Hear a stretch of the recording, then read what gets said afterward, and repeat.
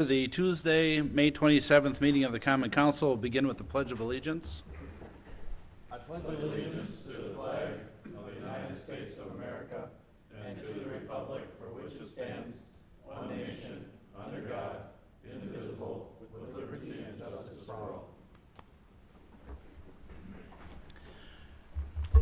Next, we'll have the roll call, please. Ms. Schofield? Alderperson Diaz. Here. Alderperson Linder. Here. Alderperson McGilvery. Here. Alderperson Reekie. Here. Alderperson Steiner. Here. Alderperson Touche. Present. And Alderperson Yours. Here. And Alderperson Doyle is absent and excused this evening. We do have a quorum, so we will proceed with the agenda. Next on the agenda is public comment. If there's anyone from the public that wishes to speak this evening, we do have a sign-up sheet, or there should be a sign-up sheet on the podium, and we would ask that you state your name and address for not only our benefit, but for those watching at home. Thank you, Mayor. Brad Steiner, 201 Knoll Way. I'm here as a citizen, and I'm here to talk about a decision this body is going to have to make after the Planning Commission has their input. Depending on what they choose to do, we will have an ultimate decision that may affect the culture of our city.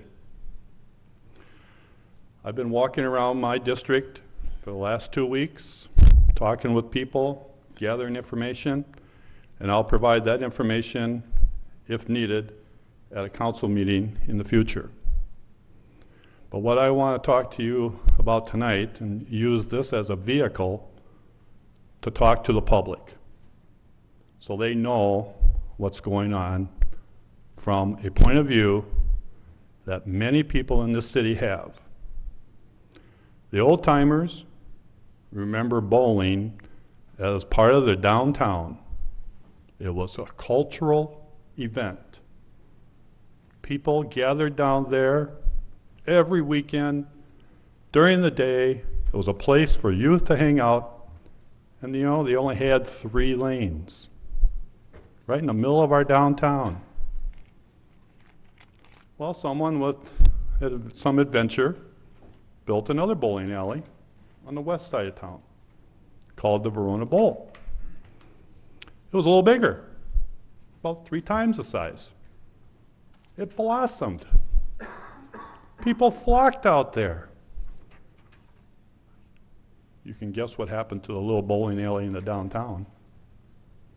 It died. Changed our downtown. For 70 years, our downtown was a hub of activity. We had 3 grocery stores down there, and some people even called them 4 grocery stores at one time. Everybody came to town on Friday night, and some never left till Sunday. It was a good time.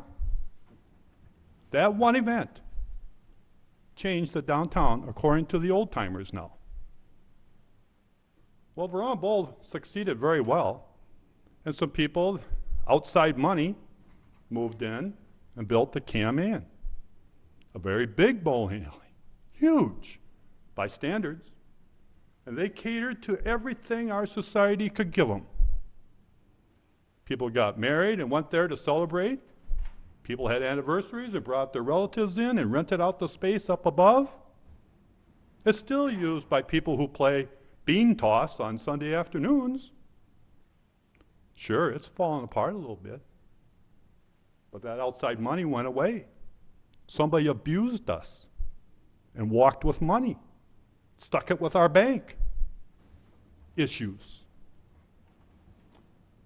Well, you know what happened when that big bowling alley got real big and successful. Many, many more lanes than Verona Bowl ever had. Verona Bowl collapsed, sold, became a part of the business district down there. Someone bought it and brought in a manufacturing company, and away it went. It's gone. A little bit of a change to culture, according to the middle-aged people in this city. Now we only have one bowling alley to choose from. And I have to go there and play with my neighbor. And I don't like my neighbor. So it succeeded though. And it flourished for 30-some years. But there was money issues, always in the background, outside of money. And finally, he made what he needed to make, and he walked. And it collapsed. And they've been hanging on. There's 10, 11 people that work there part-time from our city that rely on that extra money for their families. The youth still gather there by the tons. And you know, I think if they would have the cooks back that we lost, we'd probably still be having anniversaries and wedding parties up there. And yes, it needs some tender loving care. It needs some money. But I think there would be someone that will step forward and reinvest money into this site. But if we don't, let it get away. If we let it get away and become something else, we'll never get it back. And now we have no bowling within our city limits for people who love it. It's a lifetime sport. This is a decision that we're going to make if Planning Commission feels we have to make it. I'm hoping the Planning Commission will do what they think is right. I will be there, probably do the same speech I'm doing tonight, because I don't want it to change. It will change our culture. And one last thing. I know my 3 minutes are up. 180 seconds go pretty fast. We've invested about $250,000 as a city over the last 20 years doing 5 downtown studies. Every one of those studies began in the 4 corners and branched out. By the time the 5th one came along, it was the east and west corridor and the north and south corridor. It has become a very big downtown. We let something like this escape, it's going against those studies that we have authorized to be done, spending all that money. Thank you. Thank you, Brad. Is there anyone else from the public that wishes to speak this evening? Anyone else from the public that wishes to speak? Not seeing any, we will move on. Next on the agenda is approval of minutes from the May 12th meeting of the council. Those minutes were included with your packet. What's your pleasure? I'll move approval. We have a motion by Mr. Yurs. Is there a second? Is there a second? Second. Seconded by Ms. Reekie. Were there any additions or corrections to the minutes of the previous meeting? Seeing none, all those in favor of the approval of minutes signify by saying aye. Aye. Opposed, no. Motion carried.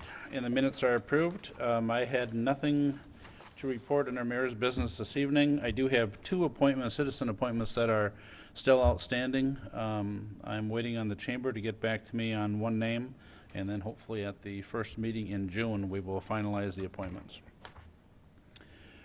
So with that, we will move to the administrator's report. Mr. Burns, please. Yes, thank you. I just have a couple of updates this evening.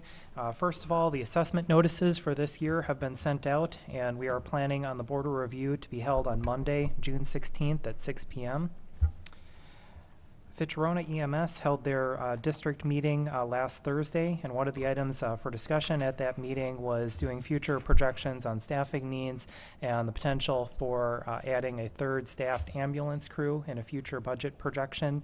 That's something that we'll be working with Fitch-Verona staff on as we put together our budget projections, and we'll follow up with additional information at a future meeting, but did want people to know that that discussion had taken place at the commission meeting. And then finally, Dane County Cities and Villages had sent out an update today, which I had forwarded on to the mayor and council, about the status of a hearing before the Wisconsin Department of Revenue for an issue related to the levy limit for EMS liability insurance. And Dane County Cities and Villages is taking the position that by Dane County no longer providing that liability insurance to EMS districts, that there should be the ability to adjust municipal levy limits in response to that. Department of Revenue had issued an initial ruling supportive of that position. That's being challenged by Dane County and is now going through the hearing process. Again, there's additional information on the update today, and if anyone has any questions, please let me know. Are there any questions for Mr. Burns? Not seeing any. Thank you, Bill. Next, then, we will have the engineer's report. Mr. Gunlock? Thank you. 3 items this evening. The first is the Lincoln Street reconstruction. Contractor has removed all the asphalt pavement and the curb and gutter and has started the water main replacement from the north end working south. Water main replacement will take up to approximately 6 weeks to complete. Midway through that water main replacement, he will also start street grading on the north end and work south. All work is scheduled to be completed by August 29th. Scenic Ridge Phase 6, which is the last phase of construction in that subdivision. Site grading has started, and they're also doing some blasting along the utility trenches. As soon as site grading is completed, utility work will begin. Work is scheduled for completion by mid-August. And finally, Prairie Oaks Phase 3. Site grading has started on Prairie Oaks with the start of utility construction in 2 weeks. This project will be completed also by mid to late August. That completes my report for this evening. If there are questions, I'll try to answer them. Are there any questions for Mr. Gunlock? Not seeing any. Thank you, Bob. Welcome. We'll move on then to committee reports. We'll begin with the Finance Committee. Mr. McGilvery, please. Thank you, Mr. Mayor. Under item 9A1, I'll make a motion to approve payment of the monthly bills in the amount of $235,936.84. We have a motion by Mr. McGilvery. Is there a second? Second. Second by Mr. Linder. Mr. McGilvery? Thank you. In the way of explanation, 3 of the larger items from this month's bill, first being to the Architectural Design Group LLC for the fire and EMS station build-out for $57,372.02. We're currently at, I believe, $190,000 approximately we've paid to date for development of that, those plans or that project. Second bill being to Midwest Meter Inc., $27,508, and lastly, $16,609 to Alliant Energy for our May electric bill. You've heard the explanation of the major expenditures. Are there questions or comments for the Finance Committee or staff? Seeing none, the motion that is before you is to approve the payment of bills in amount totaling $235,936.84. All those in favor signify by saying aye. Aye. Opposed, no. And that motion carries. Mr. McGilvery? Thank you. We have several resolutions on the agenda tonight. Before I would make a motion to approve any of those resolutions, we do have Mr. Harrigan here from Ellers and Associates who can speak to them in their totality and the borrowing that we would be encumbering for those. I will read from the memorandum for this evening that Mr. Burns put together. He also has some comments that would piggyback onto Mr. Ellers. I would note that at the Finance Committee, we recommended approving the resolutions that were presented to us this evening. The proposed borrowing is in the amount of $9,110,000. The 5 resolutions are included in this packet, and to identify the purpose of the proposed financing, provide for public notice, and to set the date of sale. To finalize the borrowing, the council would need to take action to award the sale of bonds, which is scheduled currently for June 23rd, 2014. The proposed bond issues include funds for the following: $922,000 for street improvements, which would be our mill and overlay projects, $511,471 for the Lincoln Street reconstruction project, $200,000 for traffic signal installations, $300,000 for stormwater, Lincoln Street channel and basin, as we've discussed in the past here. $7 million would be for the fire station project, $176,529,000 for issuance cost, underwriter discount, and rounding, which would bring us to our total again of $9,110,000. The city previously borrowed $500,000 for the fire and EMS facility project in 2013. With the proposed 2014 issue, the city's total borrowing for this project would be at $7,500,000. It is anticipated that a final borrowing for this project, being the fire station and EMS building, would take place in 2015 to provide the balance of funds needed based on the final design and actual construction costs, which we will be talking about a little bit later in the meeting. Thank you, So Mr. with that being McGilvray. said, I would like to introduce Mr. Harrigan, Mr. Mike Harrigan from Mellors and Associates. He can speak to the separate issues. Welcome, Mr. Harrigan. Thank you, Mayor. Thank you, Mr. Chairman. Bill, thanks everybody for me being able to be here. I want to refer specifically to a document that would have been in your packet, which is referred to as our pre-sale report. Has a cover that looks like that. And within that, there is some narrative information. I'm not going to bore you by reading it all. I'd like to highlight a few things here that I think are important for you to be aware of. And then I'd like to talk about some of the numbers in the spreadsheets that are in there so that you understand what you're looking at in that area. There was a great summary given in Bill's memo that was read by the chairman, so I won't have to detail the specifics, but you have separate resolutions that are required to be adopted under the state law for the purposes. And so we have these purposes that are defined, the fire station, the stormwater, and the street projects, which are permitted for bond financing under the Wisconsin statutes. And so you adopt a separate resolution for each purpose, and then you adopt a resolution authorizing publication of a notice to your electors, and then a consolidating resolution that allows you to sell a single bond issue for those purposes. The bonds that are going to be sold will have a total maturity of 20 years.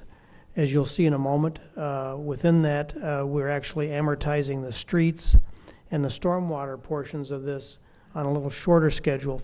Those projects will be paid for within 15 years under the schedule, and it's the firehouse that gets paid over a total of 20 years.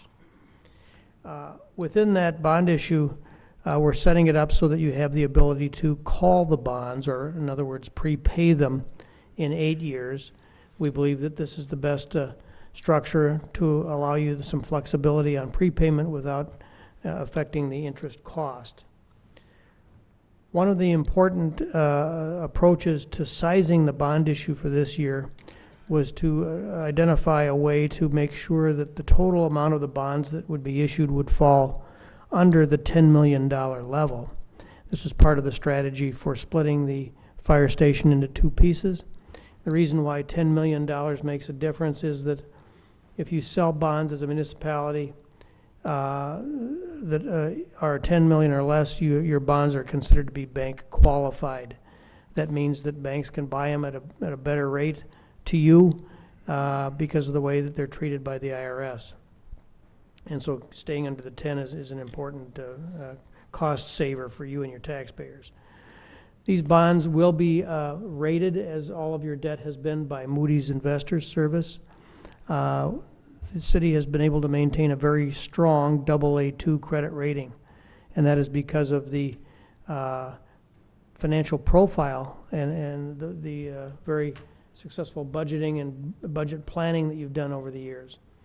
One of the important features to this, and by the way, there'll be an interview conducted with the city staff on this prior to the bond sale by a rating analyst.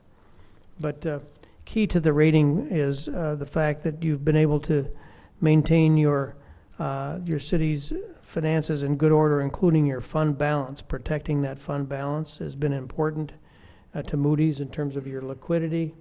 You've been able to maintain that fund balance within your targeted range, and that is important from the standpoint of their being comfortable with your flexibility in your financial position. As far as the sale itself, this will be a competitive sale. We're going to go to the marketplace and sell the bonds competitively.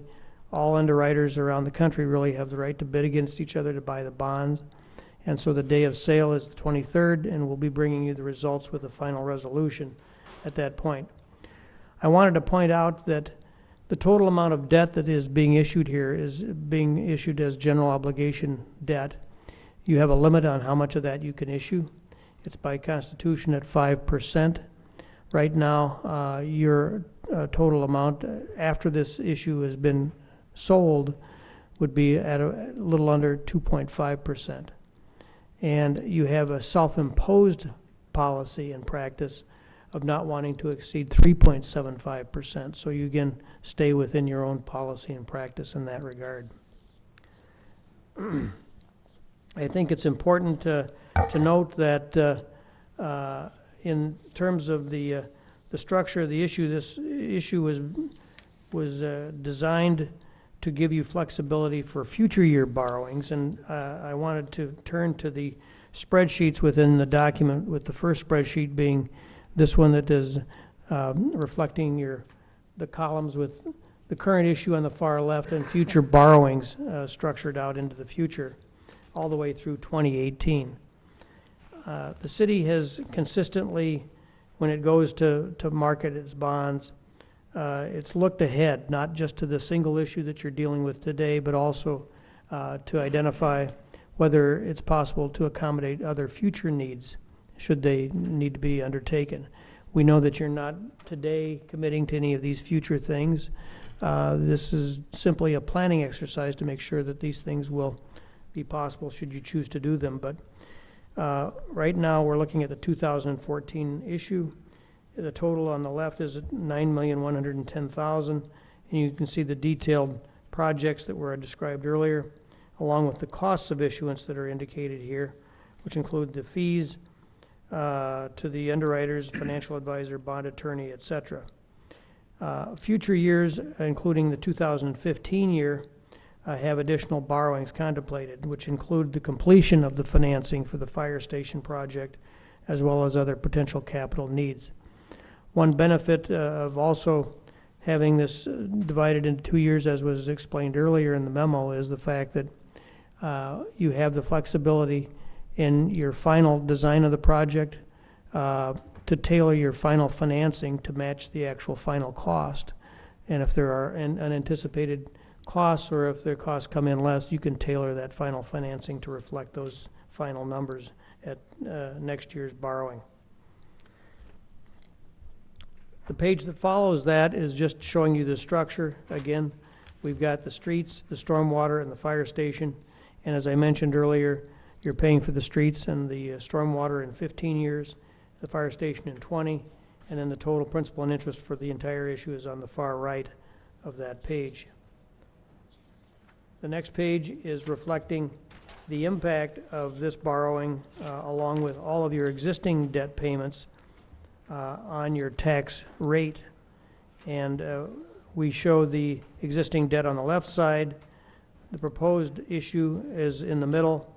And then we have offsetting revenues that are available to offset your tax levy. We get to a net tax levy amount and divide that by your equalized value to show you the tax rate. And so with this issue, we show it going from a $2.23 level this year to $2.34 next year, and then there's room for the additional issues beyond that within that $2.34 range.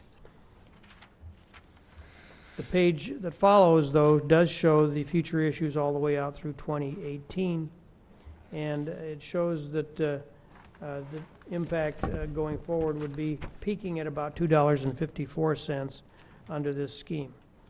And we know again that future issues are decided in those future years, but again, this gives you some sense of where we would be going with that. A large part of this is tax rate impact question is determined by what happens with your value. And on the next page, we show projections of value.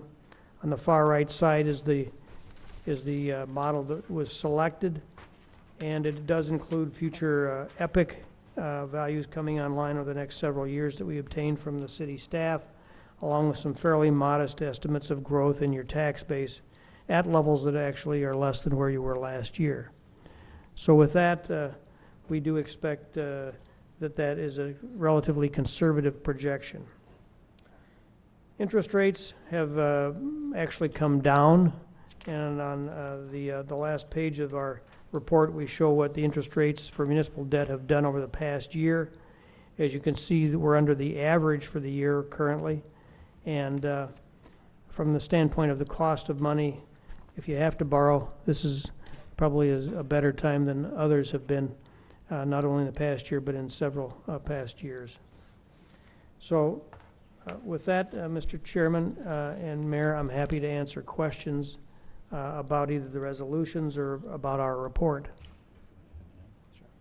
Mr. Burns? Yeah, thank you. I just had a couple items related to the issue that I wanted to add. First, just going over the projects that are included in the issue. As Mr. Harrigan explained, the largest item in this issue would be the fire and EMS facility. And we have previously borrowed $500,000 for that project, which was borrowed in 2013, and that provided some of the initial funding for the professional services, architect, and construction manager. With this proposed issue, that would bring the total that we've borrowed for the project up to $7.5 million. And then for planning purposes, we're planning on an additional $2.5 million in 2015. And as Mr. Harrigan explained, that has a couple advantages. It both keeps us under our bank qualified limit this year, and it also provides us that flexibility as we're continuing to look at design details for the station, and as we go through the bidding process and get actual construction costs, that we could come back in 2015 and modify that dollar amount as needed based on the final cost of the facility. With the timing that we're looking at with the borrowing, and obviously we're talking about the fire and EMS station this evening as well, this is the timeline when we normally start our borrowing process. We normally start in May of each year, award a sale in June, and then we close and actually get the funds in July. And we've used that timeline so that as we start incurring costs on projects, as we're doing street work, and in this case looking at a facility construction, which is planned to start in July if we stay on the timeline, that we would have dollars on hand to be able to do that. At this point in the design process for the fire station, we have included the fire station in the city's capital improvement plan, hired the architect, hired the construction manager, and then in February of this year, the City Council did take action to accept the schematic design, identifying roughly the 40,000 square foot facility, two-level facility that was prepared as part of that process. Since then, the design team and the architect have been working on putting together the detailed design development and the detailed plans, and that's part of what we're going to go through later this evening. We also have an updated cost estimate, which is going to be talked about later this evening. As we will be getting to, some of the cost projections are coming in a little bit higher, and so we've put together some cost reduction options for the council to consider and some alternative bid packages. But we are looking at approximately a $10 million total project cost. So part of staff's recommendation in sizing the amount for this borrowing is based on what's improved in our capital plan and the schematic design. If we're talking about roughly a 40,000 square foot facility, we're likely going to be in that $10 million ballpark. That may change based on some of the decisions made tonight. It may change based on the final bid results coming in, but we felt comfortable that the $7.5 million that we would be borrowing through this issue, that we know that we'll be in excess of that, and that we would adjust that final sizing in 2015. The other couple projects, just to mention, for the mill and overlay project, that number has increased by about $100,000 from what we were originally projecting. We originally were projecting $821,800. We have that amount sized at $922,000 based on the recommendation of the Public Works Director, Mr. Reeder. And what his thought for increasing that is that because of the winter that we've had and the toll that the amount of freezing and the harsh winter has had on our streets, that he'd like to do some additional street work this year while we can still do that in the mill and overlay phase rather than doing a complete reconstruction. So we have projected an additional $100,000 in for that item. We have actual bid costs for the Lincoln Street improvements, so that's reflected in the numbers here. And then we have an item listed in the plan for traffic signal improvements. And there are really three locations where we're talking about traffic signals within the city that would likely be done over the next 3-year time period. One of those is at Lincoln and Verona Avenue, located adjacent to where the station would be located. One of those is Paoli and Main Street. And then the other one that has been talked about is at Wayland and Old County Highway PB.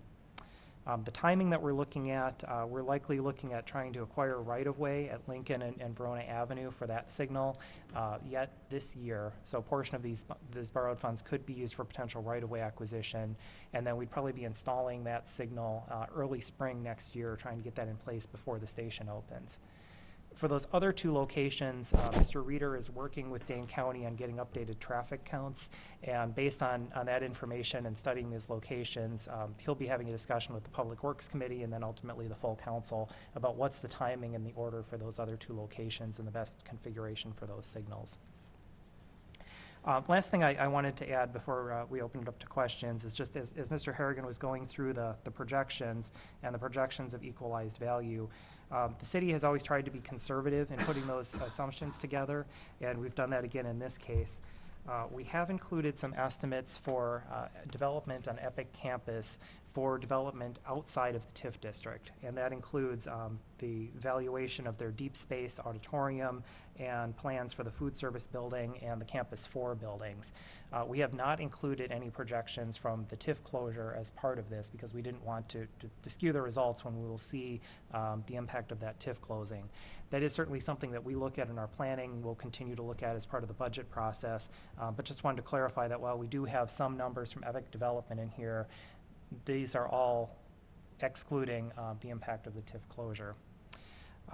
And I guess one final thought related to that, as we are looking forward to the TIF closure, one thing that we have talked about as part of our budget recommendations in prior years is that may give us an opportunity to try to reduce our borrowing for some ongoing items, specifically mill and overlay for our streets is something that we used to fund 50% through borrowing and 50% with cash as part of the budget.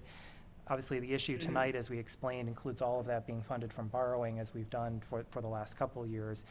But that would be still a recommendation for us to consider as we look at future budgets, that with that TIF closure, other value coming on, we may be in a position to try to bring at least a portion of that back to cash funding in the future. So with that, I'd be open for questions as well as Mr. Harrigan from Ellers. Mr. Diaz? Thank you. I have a question about on page 5 under projects, it says Silent Street extended. What does that mean? Yeah, the city's 2014 budget included funds for the extension of a bike path along the Silent Street right-of-way. That was discussed obviously during the downtown planning process, and as part of the downtown plan there was an amendment to remove that recommendation from the plan. For planning purposes for this bond issue, we've asked Ellers to move that out of 2014 so that we are not borrowing funds for that, given the recommendation from the downtown plan. It is still shown as a line in our capital improvement plan, and that's something that would be available for discussion when we start looking at our capital improvement plan for 2015, if there is a desire to take that out completely based on the recommendation of the downtown plan. So we would not be borrowing for it in 2014. It's still a line on the spreadsheet since it was in our adopted budget for this year, but we're not planning to borrow funds for that. Further questions or comments for the committee, for staff, or Mr. Harrigan? Mr. Touche? Thank you, Mr. Mayor. As I just kind of look at the bond schedule and future borrowing, makes me think about past borrowing. Have we been paying off bonds what have we paid off recently, so I feel comfortable that we can pick up the extra payments? Mr. Burns? Yeah, we had some discussion about this at the Finance Committee as well, and something that we can provide an update on is something that we've shown in prior budgets, that as the city has taken on debt, particularly for facilities, that we have paid off a large portion of those facilities. And so as we look at adding another facility coming on, we are continuing to pay off past debt and pay off some of those other facilities. The information that Ellers puts together in some of their projections, looking at future tax rate projections, they will show the existing debt service outstanding for the city, and they're showing projections of each year, what's the amount that's going to be paid in principal and interest. And perhaps a good page to look at that is the one labeled preliminary planning. It's 2 pages after the one that has all the project listed on there. And the first 2 columns show existing debt service, total principal and interest, and total levy. And so you can see for our existing debt prior to this issue, that dollar amount is basically constant for the first couple of years at about $4 million total principal and interest, and that includes non-tax levy items as well as tax levy items. But that is going down each year over the next several years, and that's reflecting those items being paid out. So we can certainly get an update of that schedule for facilities specifically and provide that to everyone to show exactly where we're at with those. But we are factoring in our existing debt, that being paid off as we make plans for this new issue coming on and adding debt service payments for the new issue. So we're borrowing 9 million, is it in this schedule then, or is it not? Yes, well, in this particular page I'm referring to, those first two columns are the existing debt. Then the next several columns are the proposed new issue, which is the $9.1 million. They're subtracting off revenues that would come in related to this issue, so things like the fire impact fee, or the fact that we're saving on rent for EMS once they're located in the facility. And then they combine those together to show our total projected debt service, so existing debt plus this issue. And then the following page also adds on additional future projected debt going forward. Further questions or comments? And as long as we're on, we don't have to be just on number 2 here. We can go 2 through 5. If there's any questions. I know there's no motions yet, but any further questions at this point? Anything to add, Mr. Harrigan? I can't think of anything other than that one statistic to go to that last answer would be Moody's will look at the rate at which you're paying off existing debt as one of their metrics that they consider. And based upon your last credit report, I believe that you were projected to have paid close to 70% of your debt principal back within a 10-year period. And so that's considered a strong indicator of your commitment to paying down on your debt. And it bears it out if you look at the numbers on page, on the page that's preliminary planning page, in the far left column. By year 2024, you would have paid a significant portion of your debt at that point, over 70%. Mr. Diaz? Thank you. This is kind of a theoretical question, but if there wasn't the promise of EPIC coming out of the property tax rolls, the amount we're borrowing for the mill and layover program, would that be sustainable over time if we were borrowing $800,000 every year for it? Well, if you're borrowing $800,000 every year and you're paying for it over a 15-year period, once you've borrowed it for 15 years, then you're paying off old debt and you're recycling it. It's sustainable at that level. The problem that you face is that as costs escalate, those numbers tend to increase over that time. You've got to build that into the future borrowings as well. And in addition to that, as the street miles go up, we would need more than That's right. current 800,000 as well. Yeah. Go ahead, Mr. Diaz. Thank you. So then if EPIC wasn't coming on the property tax rolls, then maybe we shouldn't be borrowing this much money for a mill and overlay program? Like I mean, maybe you don't want to give a yes or no answer, but I don't know. I just, that amount makes me uncomfortable. And I guess the only reason I can support it is in the future I know we'll be borrowing less because of EPIC, assuming everything works out. I think, go ahead, Mr. Burns. Yeah, if I could just add to that, the city previously had a philosophy that half of the mill and overlay cost would be paid with current tax levy dollars and half would be borrowed. And I think that's a philosophical issue as well as a financial one of, if you look at street maintenance and upkeep, should that be paid by current residents or spread out and being borrowed so that future residents that are benefiting from those streets are also paying for a portion of that? And the city had decided to split that 50-50. Several years ago, as budgets became tight and the recession was hitting and growth was very limited, the city did start borrowing for 100% of that mill and overlay project. That's also something that is very typical. I see a lot of communities that do regularly borrow for 100% of those type of costs. My point with looking at the TIF projection is that potentially gives us an opportunity to try to return to that level. That's a difficult thing to do within a single year budget to make that kind of shift of dollars, but it gives us the opportunity to look at that, and the impact is it allows us to do a similar level of street maintenance without having as much interest cost that we're paying. And if it's something that we're doing a certain amount each year, there's potentially advantages to that. So it's something that we will obviously be looking at as part of our budget projections each year, but that was my reference to the TIF, not that it's specifically related to the TIF closure, but it gives us an opportunity if we want to return to that split, that might be an opportunity to do it. And that was part of the thought process with the prior councils, that we would be taking a look at that. We would not have done that if we didn't know that those additional dollars would be coming forward. Additional questions, comments?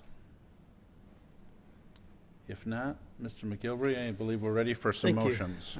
Again, under item 9A2, I will make a motion to approve Resolution R-14-021, initial resolution authorizing $1,670,000 of general obligation bonds for street improvement projects.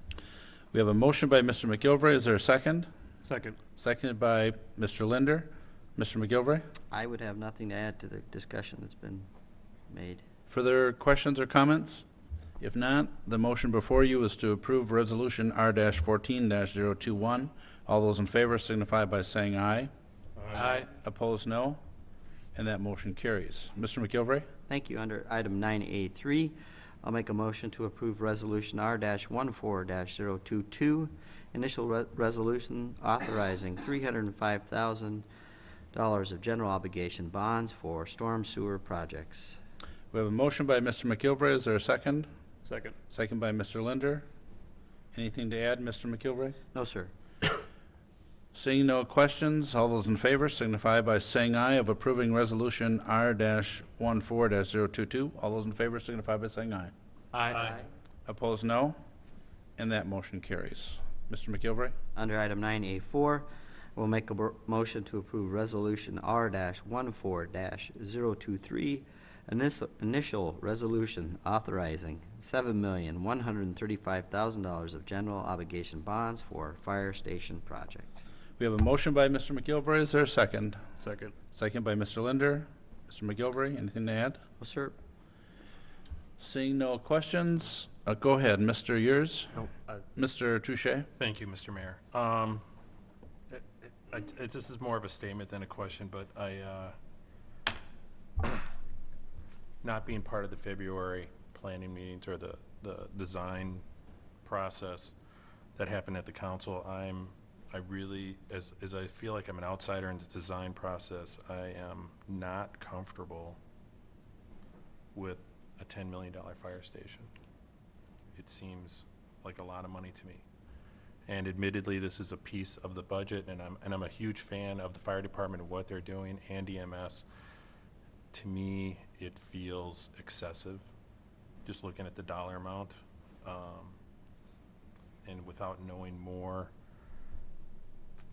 about why it's going to cost that much, I am not comfortable supporting this at this time. Doesn't mean I won't support it in the future, but at this time I'm not. So, thank you. Thank you. Mr. Yurs? Just to address some of those concerns, and if either one of the chiefs wants to jump in, either please feel free. But much like we built this building, City Center, we built it much larger than we needed it at the time. To build a smaller building, I think, would be short-sighted on the city's part. Having been part of some of the discussions, I think we're at a good spot where EMS will be able to run possibly 2 ambulances, which will cover this part of the district very well from that location. Fire will eventually be able to run 2 engines, a ladder, and we'll also have command staff cars in those bays as well. We're going to have room for growth for the incoming staff, for EMS, as well as fire, as well as an internship program. So I think this building, it's a big initial price tag, and this is something I've talked with both chiefs about a number of times. And I think the vast majority of us understand that the building is needed. Our job is going to be to go out to the public and those of us here who still have questions, which granted should be asked because it's a large sum of money, why we do need this building. And I think we can provide those answers. Both chiefs have done a good job of answering those questions. So I would be very comfortable supporting this. Thank you. And we will be having discussion on this agenda item or on this issue a few slots down here. Any other questions on the resolution or comments, Mr. McGilvray? Maybe just a little bit to address Mr. Touche and his reservations. I would note that the current borrowing would be set at the 7.1, which gives us some flexibility based on however the budgeting comes back or when the bid process goes out. It sounds like you have reservations about the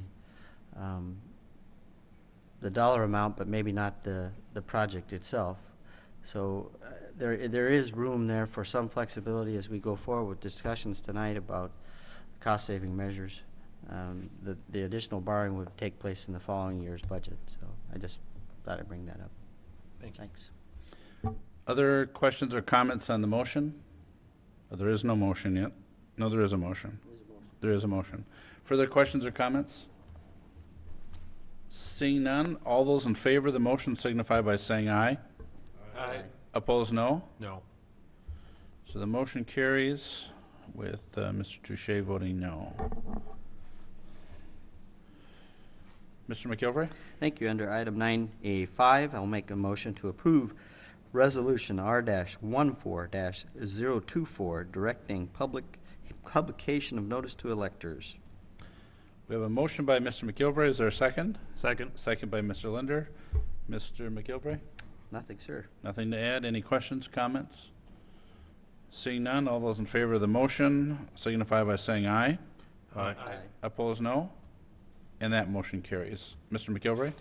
Lastly, the motion for this resolution would roll all the previous borrowing authorization and under one item, so I will make a motion to approve Resolution R-14-025, providing for the sale of $9,110,000 of general obligation corporate purpose bonds. We have a motion by Mr. McGilvray. Is there a second? Second. Second by Mr. Linder. Any questions or comments on the motion? Seeing none, the motion before you is to approve Resolution R-14-025. All those in favor signify by saying aye. Aye. Opposed, no. And that motion carries. Is there anything else from the Finance Committee, Mr. McGilvray? No, thank you. It was a Thank little- you. Little tongue-tied there. There's a lot of... We are moving then to Park Recreation and Forestry Commission. Who is handling that this evening? Heather, Mr. Steiner? I don't have it in front of me, so I'll ask Heather to do it. Ms. Reiki? I'd like to make a motion to approve the professional services agreement with JSD Professional Services Incorporated for additional services for Cathedral Point Park development. We have a motion by Ms. Reiki. Is there a second? Second. Seconded by Mr. McGilvray. Ms. Reiki? JSD Professional Services prepared the park plan for the Cathedral Point Park. On May 21st, 2014, the Park Recreation and Forestry Commission recommended an amendment to the professional services agreement with JSD for additional services related to the Cathedral Point Park development. Those services include the following items to be completed based on a lump sum not to exceed fee. Cathedral Point Park survey and map for $1,250. Cathedral Point Park master plan and landscape plan, $1,000. Cathedral Point Park grading plan, $1,000. Construction staking mobilizations for $750 for a total of $4,000. You've heard the explanation from Ms. Reiki. We have Mr. Walkers here and other staff that could answer questions. Mr. Touche. Thank you, Mr. Mayor. My past dealings with parks, don't we usually have developers cover the cost for this work? Mr. Burns? The developers do pay park fees that go towards the park development, but when the city has worked with a planner to do park planning, we have hired the consultant and paid for that cost out of funds within the park fund. That gives us control over working with them and on the design of the park. Thank you. Further questions, comments? Seeing none, the motion before you is to approve the professional services agreement with JSD Professional Services, Inc. All those in favor signify by saying aye. Aye. Opposed, no. And that motion carries. Ms. Reekie, is there anything else from Park Recreation and Forestry? Nothing else. All right, thank you. Then we are under new business. We have discussion and possible action regarding fire and EMS station design and cost projections, cost reduction recommendations, and direction on proceeding with bid packages. Mr. Burns, please. Yeah, thank you. Related to the fire and EMS station, we really have three main items that we wanted to go through this evening. First, we're going to have Steve Galisman from Five Bugles Design, the architect for the project, provide an update on the design development process, where the station designs are at, and he also has some information on comparisons with other recently built or in-process stations, just to give people an idea of where costs and square footages have come in. Those comparisons are in the packet, but some of them are kind of hard to view, so we do have some hard copies available if anyone would like a hard copy. We then have Bill Penoyer from Tri-North Builders that's here to provide an updated cost estimate that's been prepared based on the design plans at their current status, and report on where those costs are coming in. That's also based on some information and conversations he's had with potential contractors. So hopefully as we're getting farther along, we have additional information on where cost projections are. And then the final piece is information looking at potential cost reduction recommendations and alternative bid items. And as we discussed earlier this evening, kind of where we are in the process, in February, the council reviewed a schematic design and a cost estimate at that time. The council accepted that schematic design, so since then the design team has been working on the design development plans. We now have those getting close to completion, and we have an updated cost estimate. And ultimately, what we're going to be looking for at this point is direction from the council on some of the potential cost reduction recommendations and whether or not those should be included, if there's support for including the alternative bid items. And then the final item, if there is support to move the project forward, would be to direct the design team to finalize the bid packages, which would actually allow them to complete the construction documents, release them for bid. We would be receiving bids, and then those bids would come back to the council to be awarded. And the timeline that we're working under would allow for bids to be awarded in June, with construction starting in July of this year. So unless there's any general questions on the process, I think we can turn it over to the architect to provide his update. Go ahead. First off, Steve Gosman, Five Bugles Design. Does anybody need a hard copy? You brought extras. Is your, I was just gonna say, is your mic It on? is now.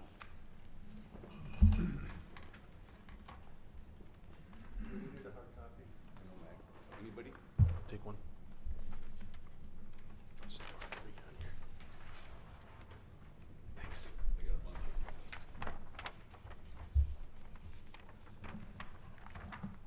Paper's already been printed.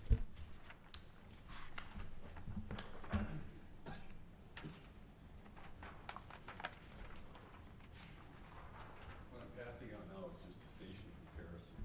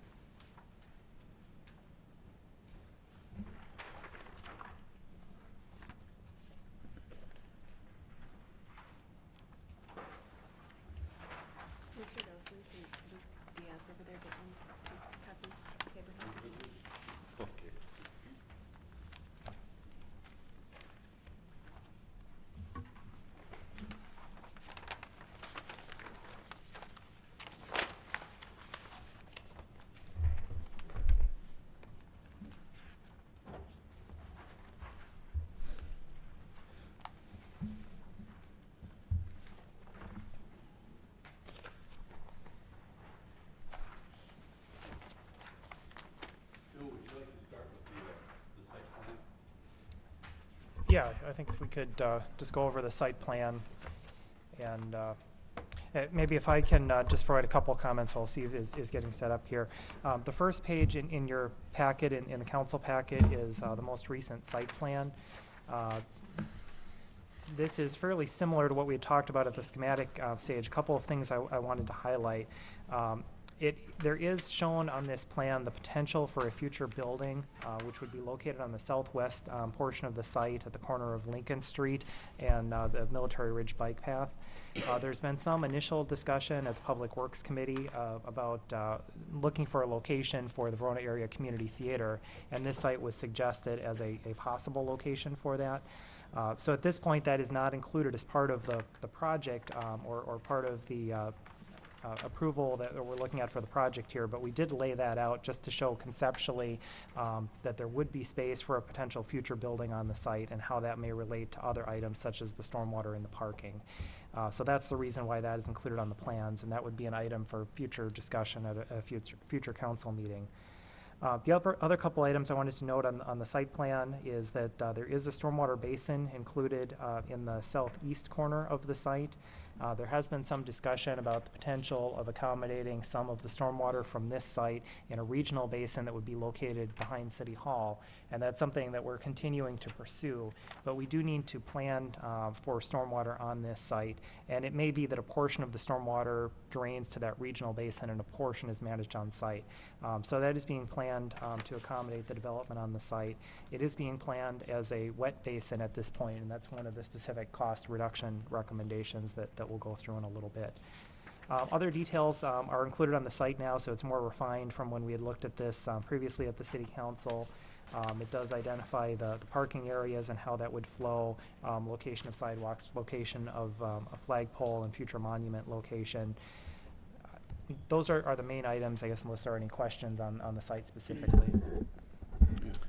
Not seeing any questions right now, so Steve, go ahead. Just to highlight on what Mr. Burns was going over, the site development plan probably has received more scrutiny than, excuse me, I'm kind of fighting a cold tonight, has received more scrutiny than our other documents in preparing them. And we spent a fair amount of time looking at the total number of parking stalls. We've gone anywhere from 60 up to 125 and back down. We've taken into account this possible community theater, and I'm really comfortable where we're at right now. The plans have been coming together very nicely. As far as site development, I think we're in pretty good shape. Site drainage has been taken care of. We're looking at a possible geothermal system. We can accommodate both buildings. So in terms of moving forward with a community theater, we're confident that the site will accommodate that. In terms of what we've been doing on the remainder of the projects, there really isn't any surprises at this point. The schematic design is been developed, but visually it's pretty much virtually unchanged from what we've presented to you all along. Once we get into design development, we're actually taking systems within the building, mechanical, electrical, plumbing, acoustics, and developing those further. We're well along in the process of those. We've been having bi-weekly meetings as well as some of you on the ad hoc meetings where we've been examining that. Bill has put together a detailed cost estimate based on how far along we are, and we do have some challenges. It's I have to reflect that in 4 or 5 years, it's finally nice to be able to say that we have challenges with labor shortages and escalating costs due to construction activity starting to bounce back. It's been a long time coming. I think we have answers for those for you tonight. So with that, do you have any questions before we launch into what Bill had? Not seeing any. Go ahead. As was mentioned, we updated the budget back in January when we put together the first budget. It was a schematic budget, meaning we really didn't have enough documents to go out and get any subcontractor input. What we used then was basically historical data, put interest factors, another known material increases on that history that we had. So that was again based on schematic design at that time. Since then, the design has progressed, as Steve mentioned. So this time when we were updating our budget, we went out and selected in each of the work categories, which is how the budget is broken down, 1 or 2 subcontractors that we felt confident in their budgeting ability based on non-completed drawings. And we got back that input, and then we plugged in those numbers. We had kind of a tight time frame from when we got the numbers in to actually present the budget, and after that went back and had some further dialogue, which led to some of the cost-saving ideas. So that's kind of the difference in how the budgets were presented. Basically, when you budget, it's kind of like the way the drawings are. The further the drawings get in completion, the more accurate the budgets get. If you look at the sheet, this one here, it says Fire and EMS Facility Project Estimates. Essentially what we were estimating, I guess first of all, has everybody got this sheet that we're looking at here? That would be page 48 in the packet. When we budgeted back in January, we had a construction estimate of $9,143,779. We talked about looking at a masonry, load-bearing exterior skeleton versus precast, that would lead to a savings of $644,000. And then the decision was to add a basement. That was an additional $231,000. So the net construction costs were $8,730,433. Now, when we went out for subcontractor input and put together what is this sheet here, this is kind of the breakdown of the budgets. That's the same way it was broken down previously. It's also the way the bid packages more or less will be broken down, so when they come in, we can compare to, how they are tracking compared to the budget. If you were to compare the two, the big changes here, first of all, we did add the bay, and that bay was an additional $292,000 estimate, and that's pretty close to where the numbers came in. The site work was up about $200,000, and the main reason there was a lot of concrete pavement added, where in the budget planning stage, we had looked at pretty much it all being asphalt. Concrete, especially the thick concrete we're looking at here, is a lot more expensive, and we'll talk about that with cost-saving ideas. And in addition to that, we had more parking, and we had some colored concrete as well, which added costs there. The steel was up about $350,000. $300,000 of that was identified by, if you recall, and you have the drawings in there, there's kind of a hip roof over the apparatus bay. And the trusses that the structural steel subcontractor estimated was a cost of about $300,000. And the intent there really was to construct that in what we call more of a light gauge framing, and we'll look at a significant reduction in that number based on that being light gauge framing, not a steel structure. But that was the reason that added $300,000, and there are ways to bring most of that cost back. Drywall was up about $100,000, and this is something that we've noticed on just about everything we've budgeted 4 or 5, 6 months ago from a drywall standpoint. And when we've been out for bid, the numbers have come in substantially higher.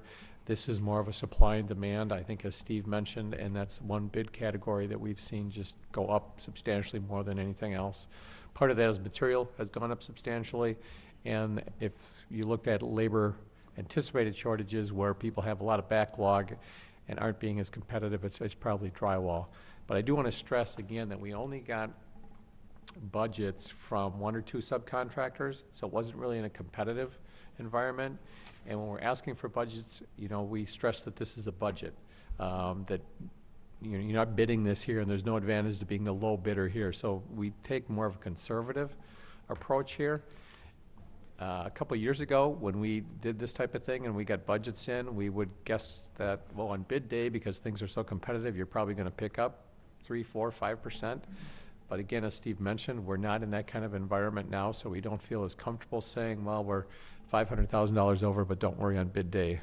We'll find that. We don't want to be that, risky at this point, and which is why we've identified, as we'll get into in a minute, alternates. Last thing, the plumbing was up from the initial estimate. Not real sure of that, other than some expensive trench drains that were included in the estimate. Again, not necessarily in the documents, but the contractor looked at. And we added the geothermal system, which in the budget added about $225,000. Upon some further discussions with the contractor and the engineers, that's going to be a hybrid system. So that's one of the items we'll look at in a minute, that number came down substantially as well. So that's kind of how the budget grew. And then what we did is, after we presented the budget as a team, we kind of looked at two things. First of all, what are some things that are just lead to cost savings where we're not sacrificing any value or function of the facility? And you'll see those, and Bill will kind of go through those in a minute, and we can add some detail to that. And then the second group was, well, what are some things that we can easily put in the bid documents as an alternate? Simply by just putting some verbiage, maybe a paragraph in the bid documents, so that we can get an alternate bid and have that be clear. One alternate we looked at was putting that additional bay back in, but we did decide that that was too problematic, would create a lot of confusion, and it would delay the start of the project by a substantial amount of time. And if you recall from the last meeting when we presented the budget, we did show the cost of delays from a standpoint of winter construction, and that was a little bit easier to sell when it was 14 below as opposed to 70 degrees, but winter construction costs are a real cost. So anyway, that's where we stand to date, and like I said, the next step, which we will get into in a minute, and Bill start that out, was pretty much to look at what are some cost-saving ideas, and then what are some things we can look at as alternates on bid day, so that those could be selected, based on their own merit. As just a point of reference for when you're looking at these costs, Bill asked us to put together a comparison study a couple weeks ago of 4 stations that are roughly in the 30 to 40,000 square foot range that have been built within the last 5 to 6 years, and those renderings and packets in front of you are what you're looking at there. They're all Wisconsin-based, and they're all coming in roughly, every last one of them is probably going to be in that 200-foot plus range. The only one that's out on the table yet is Janesville, and the CM on that project is just starting to do a initial takeoff later this week. Go ahead, Bill. Yeah, just again referring to the cost and that page that Mr. Penoyer was referring to with the cost estimates. We've tried to look throughout this project not just at the construction cost, but the total project cost. So I just wanted to highlight that on the top of that page that shows the estimated construction cost based on the information that Tri-North has put together, and that's showing the construction cost of back in January. We were at about $8.7 million, now looking at $9.6 million based on the most recent estimate. We also have additional costs for professional services, for the architect, for the construction manager, other services, and then other various equipment items, furnitures, fixtures, equipment. Those are detailed on this page. A lot of those are still placeholders or estimates at this stage until we get into details of furniture selection and some of the final equipment purchases. But we've tried to put everything in there so that hopefully there aren't surprises when we actually get to the final project cost. And we look at the total estimated project cost. Back in January, February, when we were looking at the schematic design, we were estimating this at just under $10 million for a total project cost. Based on the revised budget numbers, we're at about $10.8 million.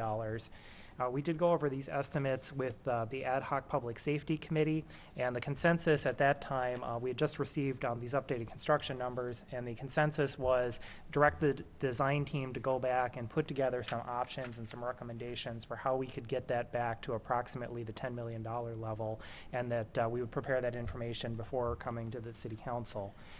So the design team has met a couple of times and taken a look at that, and in your packet, page 52, so just after the detailed estimate, there's another page titled Fire and EMS Facility Potential Cost Reduction Summary. And that shows the difference in the two project cost estimates from January and then the one prepared on May 8th. The change in the projected project cost is an increase of $870,000 for the various items that were just described. The design team had put together a list of recommended cost reduction items, and that's shown in the middle of this page. Those total $874,000, so that would bring us back to approximately where we were in the original estimate. And then on the bottom of the page are a list of potential alternative bid items. Those are items that we would not need to decide at this point in the process, but they could be included in the bid documents so that when we get the actual bids back in, then we can go through and decide whether or not we want to include any of these alternative items. I just wanted to go over some of the main items for the recommended cost reductions, and then certainly we can open it up for questions. We've got the chiefs here as well, in addition to the architect and construction manager, and we can all try to answer questions about the various recommendations. The largest item that's on the list is potentially going back to 5 fire bays rather than a 6th bay. That was something that we had discussed, and the direction was to add that additional bay to allow for future expansion. However, given where the costs are coming in, if we are looking to try to reduce costs to stay within that original estimate, that is an item that we could look at. And I think that the design team felt that while there are some advantages of having that flexibility of future space, it's not something that we need today based on current apparatus. And with 5 bays, we would still have some open areas within the station. We'd have an open area for wash bay decontamination. We'd have an open area behind the ladder truck. We wouldn't have a full bay for future expansion, although hopefully trends in the fire and EMS service would, or I guess these are fire bays, so within the fire service would be that we would be hopefully not increasing the amount of large apparatus that we would have, and potentially there'd be some opportunities to try to look at how we can share resources with other area departments in the future. So that's really a policy issue, but that would be $292,000 of projected savings if we were to go back to the 5 bays. The next couple items, the light gauge framing for the roof, we had discussed that we don't need the full structural steel roof as was originally estimated, and we feel that we can use the light gauge framing without sacrificing the design of the facility. That'll save about $200,000. And then reducing the geothermal system based to just looking at the net cost of a horizontal hybrid system, that would save about $125,000 from that cost estimate, and it would still allow us to have the hybrid geothermal system that was discussed by the ad hoc committee and recommended for the project. Modifying exterior masonry materials. The facility is planned as a masonry brick construction, and this would not change the use of brick on the building, but there was a feeling that by modifying some of the materials used in not as visible locations, some of the upper roof areas, that you could select alternative materials without compromising the appearance of the station and be able to get some savings compared to the original masonry items that were bid. And then there's some items related to the earth and site work. We're trying to reduce the filling and cutting needed for the site excavation, about $60,000. Modifying the bioretention basin from a dry basin to a wet basin could save about $50,000, and that's reflected on the updated site plan.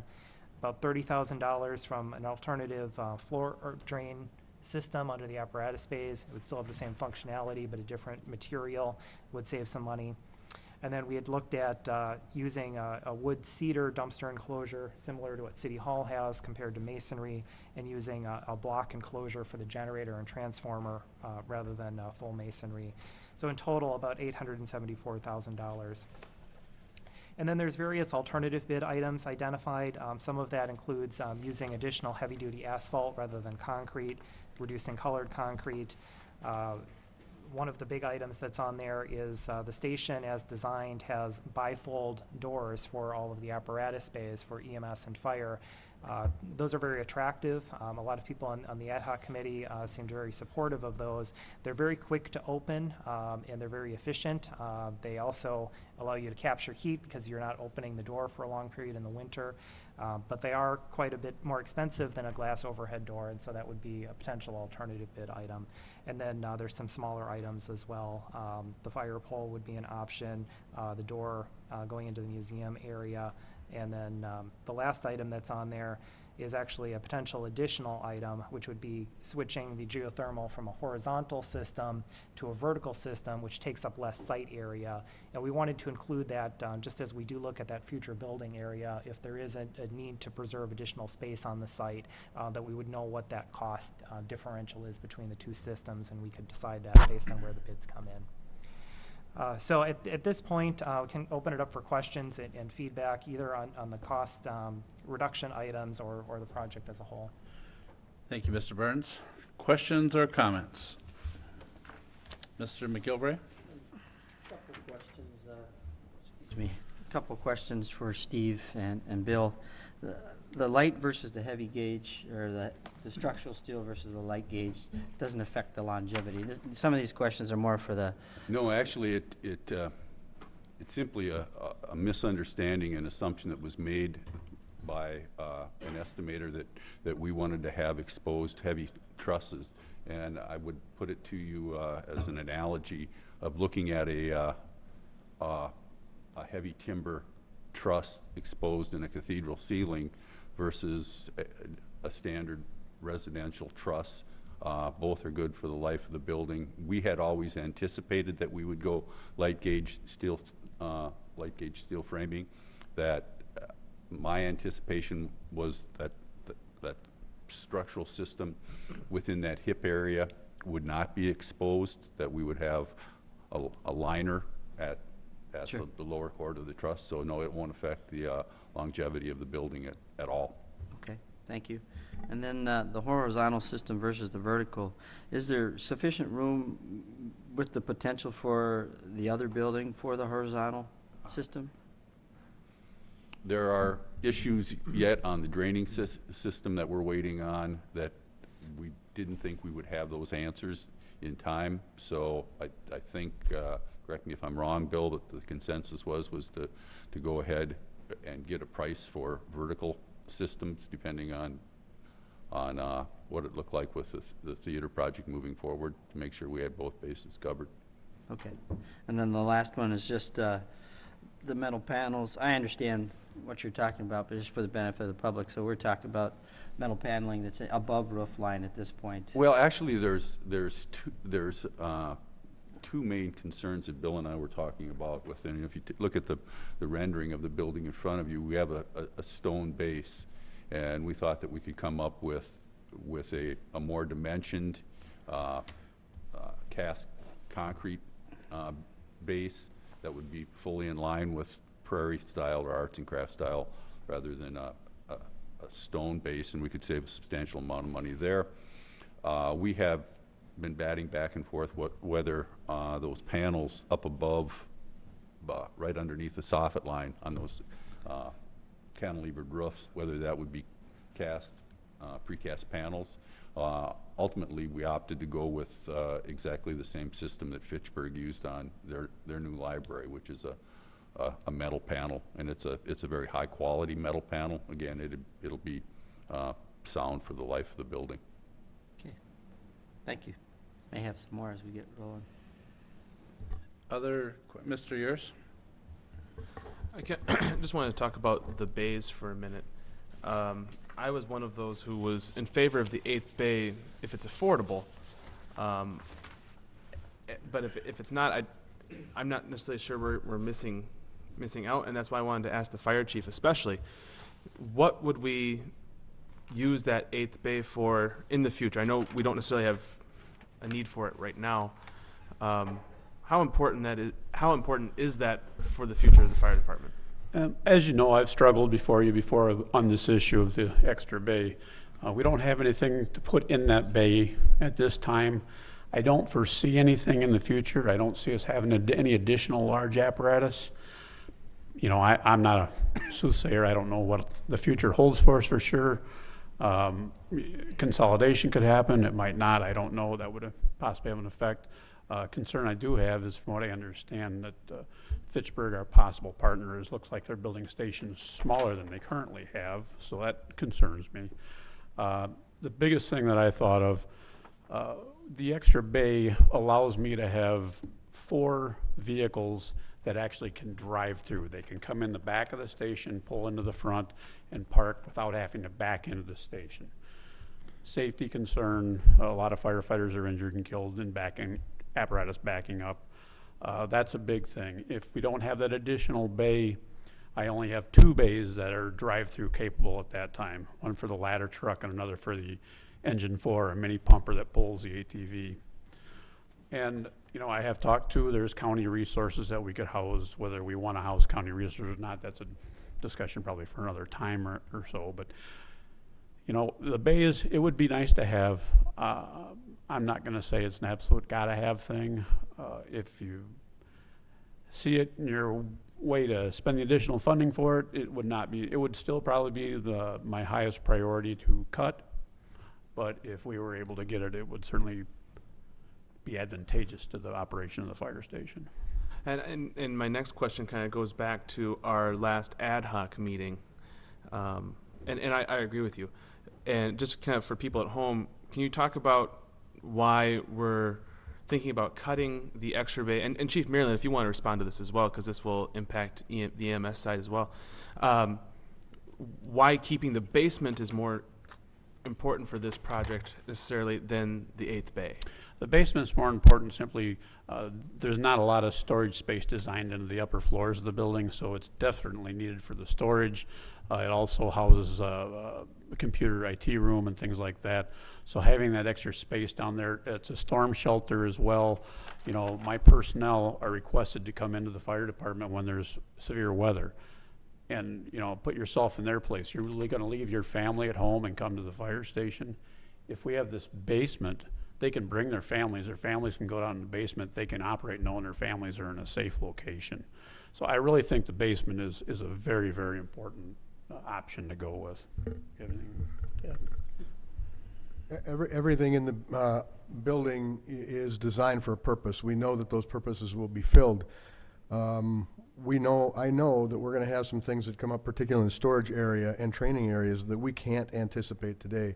So it is nice to have some flexible space, and the basement is by far the cheapest place. And as we've talked to anybody else that's built a station, you go down in the basement, it's full of everything. Now, they could possibly get rid of some of that stuff, but it's full, and they certainly didn't anticipate those things. So I think that that's the cheapest space that we're going to allow ourselves some flexibility for the long haul. Again, this is a $30 to $50 million or 30 to 50 year building. We don't want to do this again. I think that would be a good place to invest our money for the future. Go ahead, Ms. Shears. And I just want to say too, I mean, you look at there's a lot of training space in this building, and I think that's so valuable. Recently, safety personnel went through a mass casualty training at one of the schools, and you know, from listening at our last commission meeting, we fared pretty well, but we have room for improvement, as I'm sure there's always room for improvement. And one of the things I've always said from this building that I think is the most important thing that comes out of it is the chance for our EMS and fire to train together and grow together as a team. I've had the opportunity to do a number of ride-alongs with our EMS, and I've seen how closely they work with the fire department. And having the chance to train together, having the space to train together, I think is very valuable to the city. So I would really not want to see any of that space cut, and I'm glad that none of that's on the chopping block. So all in all, I think this is a good building. I think there are always things you're going to want to change. But I do want to start moving forward with the projects, especially so we can break ground early to midsummer to make sure that this can open on time as well. Just on the issue of the additional bay, it was something I argued for both for the basement and for the additional bay. I was the one that brought it up at the ad hoc committee, and I would still argue for the additional bay. I mean, I think if we open the fire station the way it's being proposed here as recommended, that station is full day one. And I think that's being short-sighted on part of the city. And I think that the chances are much higher that down the road we'll be saying, we wish we had done this, rather than saying that we made a mistake by adding the bay. And I just think for the square footage that we're gaining for when you, not that $292,000 isn't a lot of money, but I think that that $292,000 would be money that would be well spent to give us the additional flexibility and room to grow into the future. And, you know, I know we're trying to get the cost down, and I think that's great. I think that the ad hoc committee's done a great job. I think the staff and working with our design folks have done a good job. But to me, I think it's really, really short-sighted by not adding the additional bay and having a station that's full day one. It doesn't make any sense. Chief Merlin? I just want to add, as I was listening to Chief Givers talk about the absence of that additional bay, the whole station is designed from the fire department side as a drive-through station.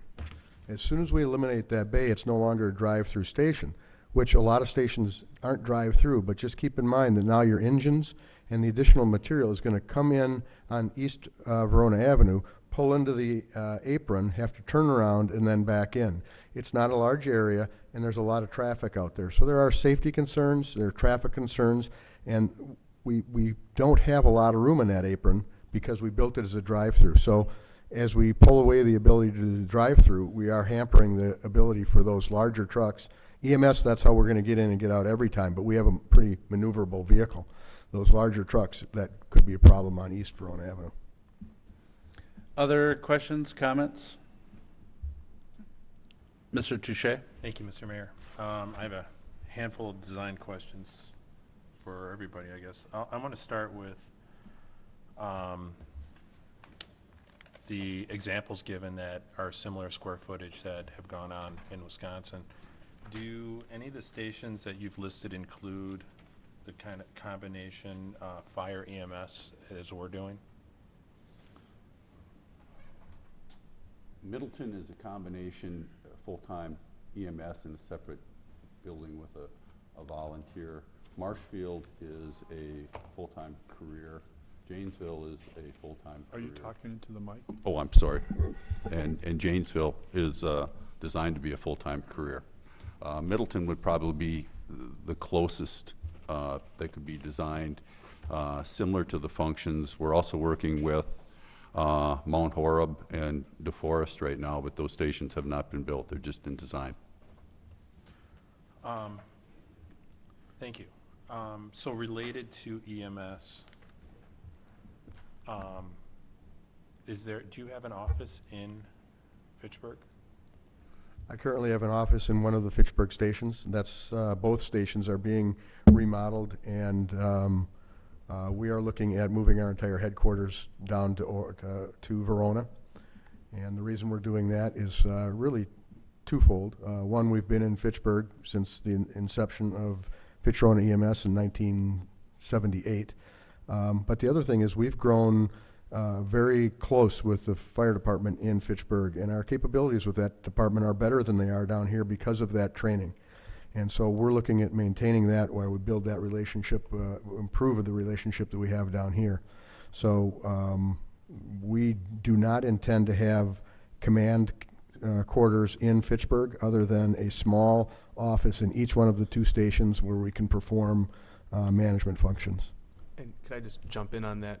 Go ahead, Mr. Ayers. For Chief Meerlin, the office that they have at Station 2 in Fitchburg it's quite small, and all of our administration is housed in that one office. You know, Chief Meerlin will never complain, and I applaud him for that. But those are cramped quarters there. If private conversations need to happen, someone else from the administration has to be asked to leave. So not only does Chief Meerlin have a desk in there, our financial person, Lon, has a desk in there, as well as our Deputy Chief, Cindy. She also has a desk in there. And this setup would allow for each of those people to do their job without having to inconvenience another throughout the day. And it's just a better setup.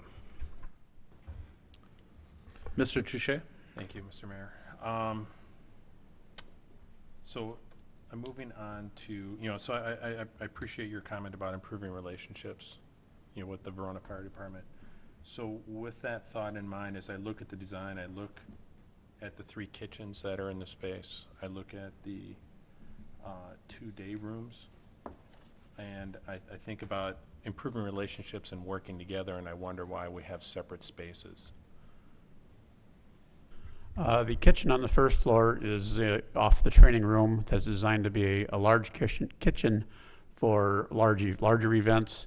At the fire department, we have a monthly meeting and we have a dinner at that time where we're serving 30 to 40 people, so that kitchen would be utilized for that, and also for things like pancake breakfast, our open house and stuff like that to cook food for those events. The main kitchen on the second floor in the living quarters is the day-to-day kitchen that the staff would use for cooking their meals, lunch and supper and that type of deal there. That would be the most used kitchen, the most functional in the living area. And then the third kitchen you refer to is in our intern suite. And we're looking at an intern program to bring in young personnel into the fire department. We pay them tuition and provide them with a place to live for the time that they're with us during their program. In turn, they work for us at no cost and help fill the shifts and things like that. So we've given them a suite, since that's where these people are going to live for a number of years, to where they can get away from the turmoil of the fire and EMS station, as it were. If you've never worked and lived in a fire station, it can at times get a little overwhelming with some of the joking and things that go on. And we feel it's important to give those young people a place where they can escape from that. And if they just want to make a macaroni and cheese or something in their kitchen, they have a small little kitchen in there to do that. The intern program, it looks like costs are going to be around $9,000 for each individual that's in the program. Very, very cheap cost for labor that can help us out throughout the year. And they're not going to be part of they won't have the station alerting system in there. That's their place to live for 2 to 3 years, depending on which type of internship they get. So we want them to have a home in the fire station, since they're living there for extended periods of time. So are you telling me it's an amenity to make it more attractive for interns? Yeah, it would certainly be attractive for interns. You don't have to do that, but and chances are there might be times where they want to eat with the crews and stuff, but occasionally you just need to get away and have some quiet time. So I think it's important to provide them with that space. One thing that I would just add is the interns, when they are on duty, they will actually transfer over. They will eat with the crews. They will use the sleeping quarters not within that confinement. That is really for the 2 days in between their shifts, so that they can get away, they can continue to study, and they can have a little bit of a life away from the rest of it.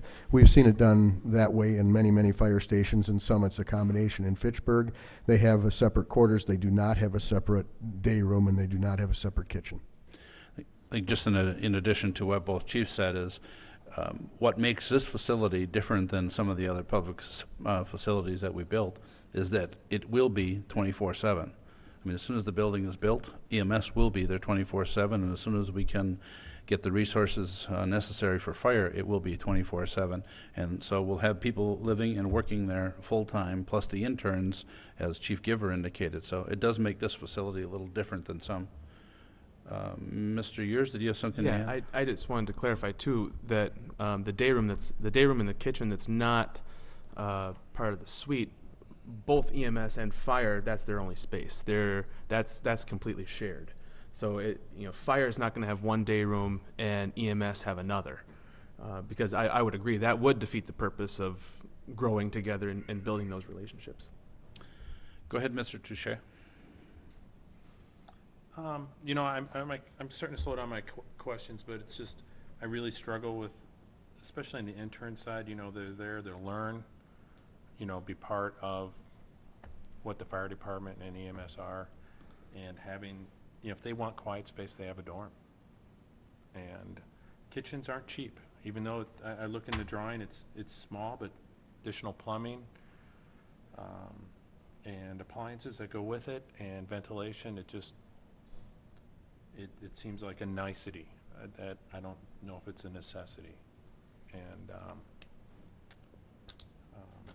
for me, if they're learning jokes or whatever, either people need to learn manners and maybe be a little more careful on their joking if there's some insensitivities going on. But for me, it feels like it needs to be for everybody. not just particular groups. That's my opinion. Thank you. Other questions or comments? Mr. Diaz? Thank you. Several comments and a couple questions. Looking at the recommended cost reduction items, I like everything that's on there except for the reduced fire base from 6 to 5. So I think all the other things look like good ideas. Also looking at the revised estimated project cost, I also think removing the fire pole and removing the rolling door to the museum area are also good ideas. I did have a question about the museum. How much does it cost? You know, that's a, the easiest question is just take the lump sum, divide it by the number of square footage and prorate it in. Certainly, that's not an accurate cost of what it is. There's a fair amount of storefront in there. There's a storefront that actually function as an automobile dealership where we can get that antique apparatus out for parades and so forth and so on.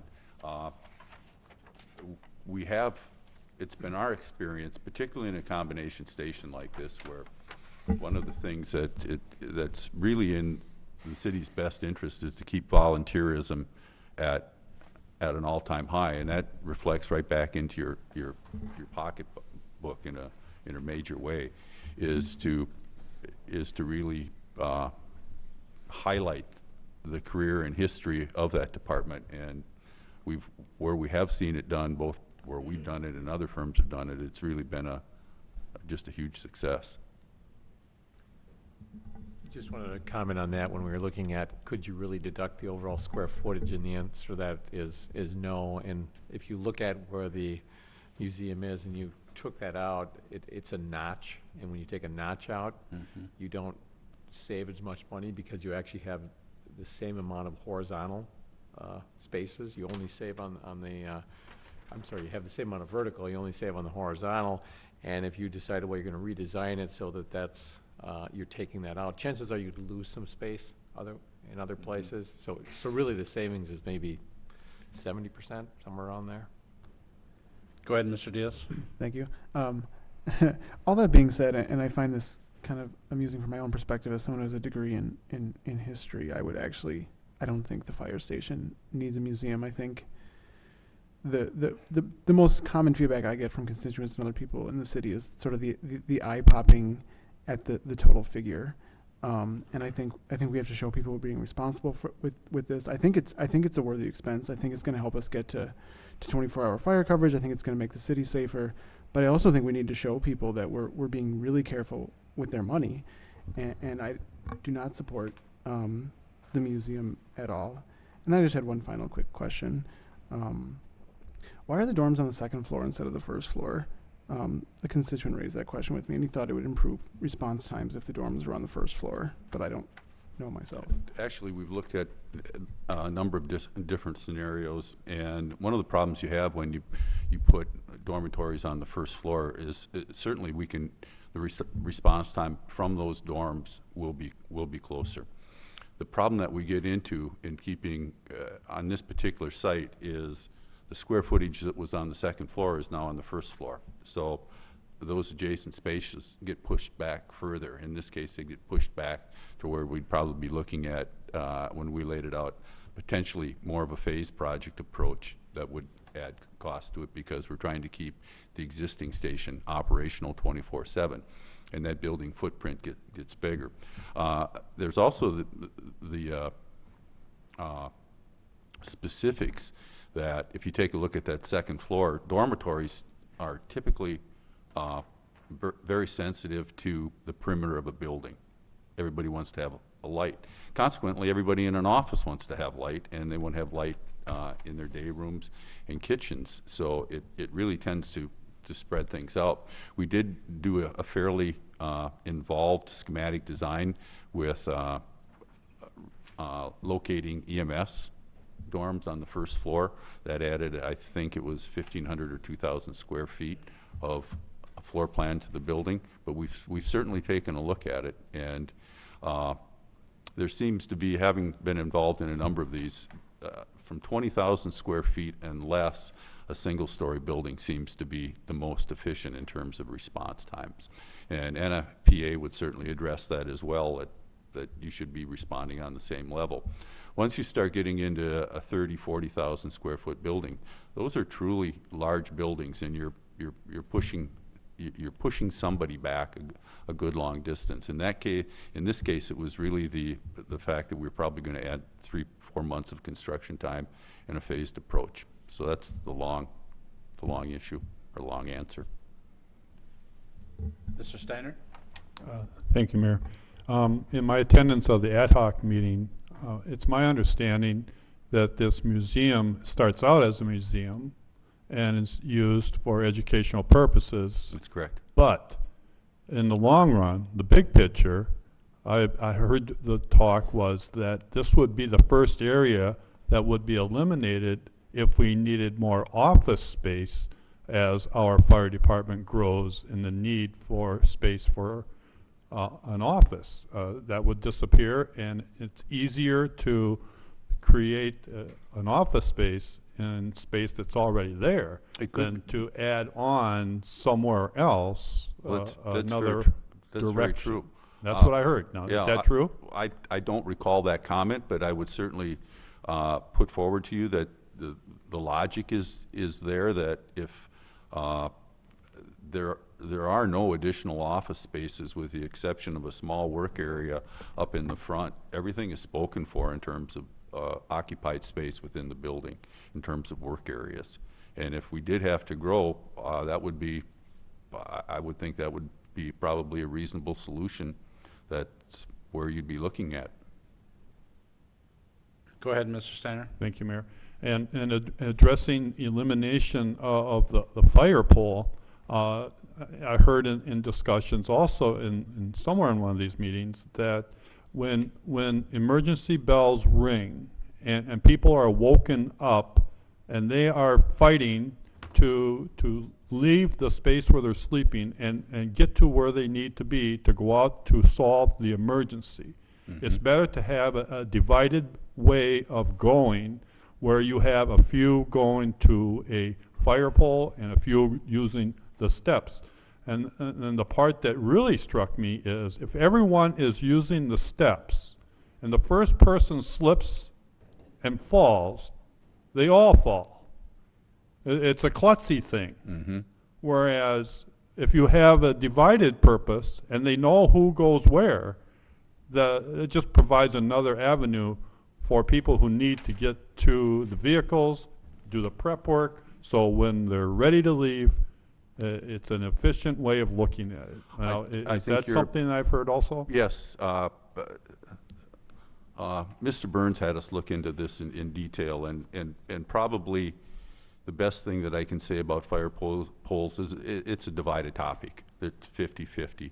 And you'll find that the generally accepted consensus is that it is an acceptable delivery method for bringing staff down. It's also one of personal preference. Some folks would rather use the stairs. We've checked with a number of insurance agencies. We've checked with databases for claims, and there doesn't seem to be most of your claims within a firehouse tend to happen on the apparatus floor or going downstairs. Same thing could be made, I guess, about a sprained ankle coming down a pole. It really comes into personal preference.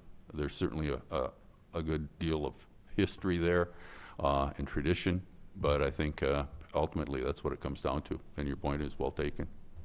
And my last refers to the bids. I think when we first issued these bids and asked for a response, I think that was a bad timing in the year of the building cycle. And I think we'd have better luck if we would reissue this. It might delay us a month or two, but it might also save us from cutting any of these needs that these fire people have put in front of us. These are things that they want, they need to provide services that will protect us. We do not want to have what we had happen about a year ago.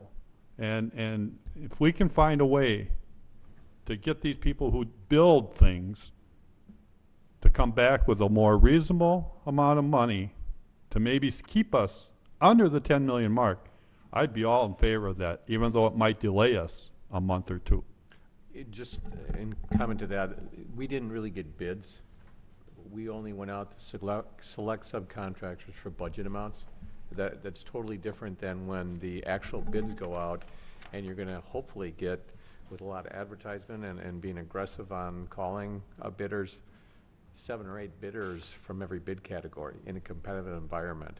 So, you know, this was not bid, this was budgeted. So we do want to make that distinction. And like I mentioned before, in years past, if we did this budget process, we would say, well, on bid day, you know, we get 7 or 8 bids, we're going to pick up 5% easily. So if we're over by, you know, 5%, I wouldn't worry about it.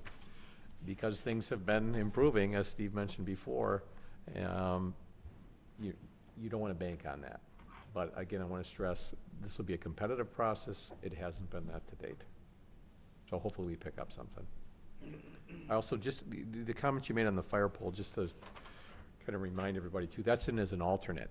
So when you see how the bids come in and what the actual cost of that is, there's a second shot at deciding, do you want to put the fire pole in it or not? It'll be in the plans. You can just make the decision, again, as a council, when you're ready to award contracts if you choose to do so. That's all I have. Thanks, Mayor. Mr. Yurs? Thank you. I just want to say, no pun intended, when it comes down to the fire pole, I fall on the side of not having one. As everyone in the room knows, I'm someone who has asked to have a justification for everything within the station. The one thing that I see on the items to be replaced that I would like to see us spend the money on, because justification has been made, is the bifold doors on the front 7 bays.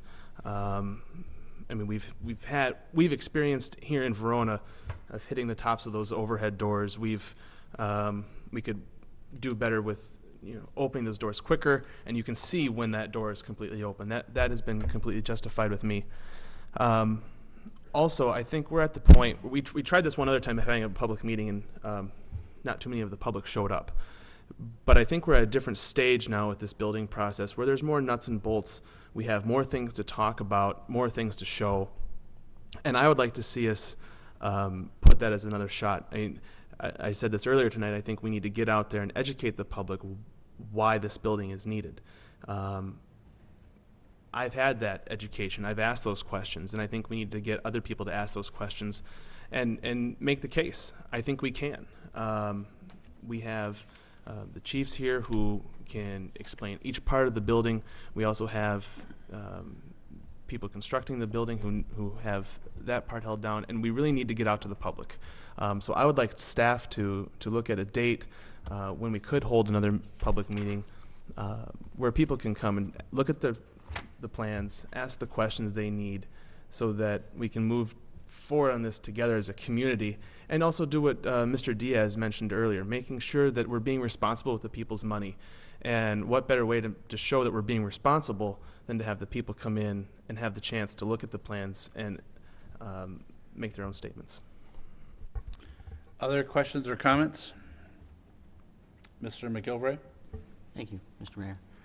Mr. Gaussman and Bill, it's my understanding that the bifold doors would be included in the bid package as it goes out then. Right, and I think we just had an suggested alternate for the back 7, not the, we put them both there. Yeah, they're both there. There'd be 2 alternates. I would be an advocate for, as this comes back, I would definitely be an advocate for the bifold doors in the front. I would understand coming back, you're not in nearly the hurry that you are leaving, so you have time to make sure the door's up, necessarily you're not as keyed up. So from an efficiency standpoint, from response standpoint, I would advocate for keeping that regardless of what the alternate comes back as. As it goes to the reducing the fire bays, I think from a functionality and a safety point of view, the point was pretty well made that it reduces the functionality of this building from the get-go. It's no longer a drive-through building. And to me, if you're going to build a building, to not have it function the way you really want it to function, that seems a little short-sighted just to start out with. And from a safety point of view, if the functionality isn't there and it becomes a safety issue now, that's strike two for me. From a square foot point of view, what that additional bay is going to cost us from a square foot point of view, I don't think you're really getting the savings when you think about losing functionality and safety in a building full of your safety personnel. So I would hope we could maybe put that one aside. I understand people wanting us to be diligent about expending money, but that doesn't work for me. The rest of your explanations for cost reduction items, I can get along with those just fine. I'd be interested to see how the horizontal versus the vertical comes back in as it relates to potential for other site uses. I'm in favor of the museum staying. I think that's an important part of what we're trying to advocate and build in this fire department. I think it'll mean a lot for those people, a lot of pride continuing on. Even whether or not we have an area that we call the museum, most fire stations have some area that they dedicate to that type of memorabilia, and they find a place to do it.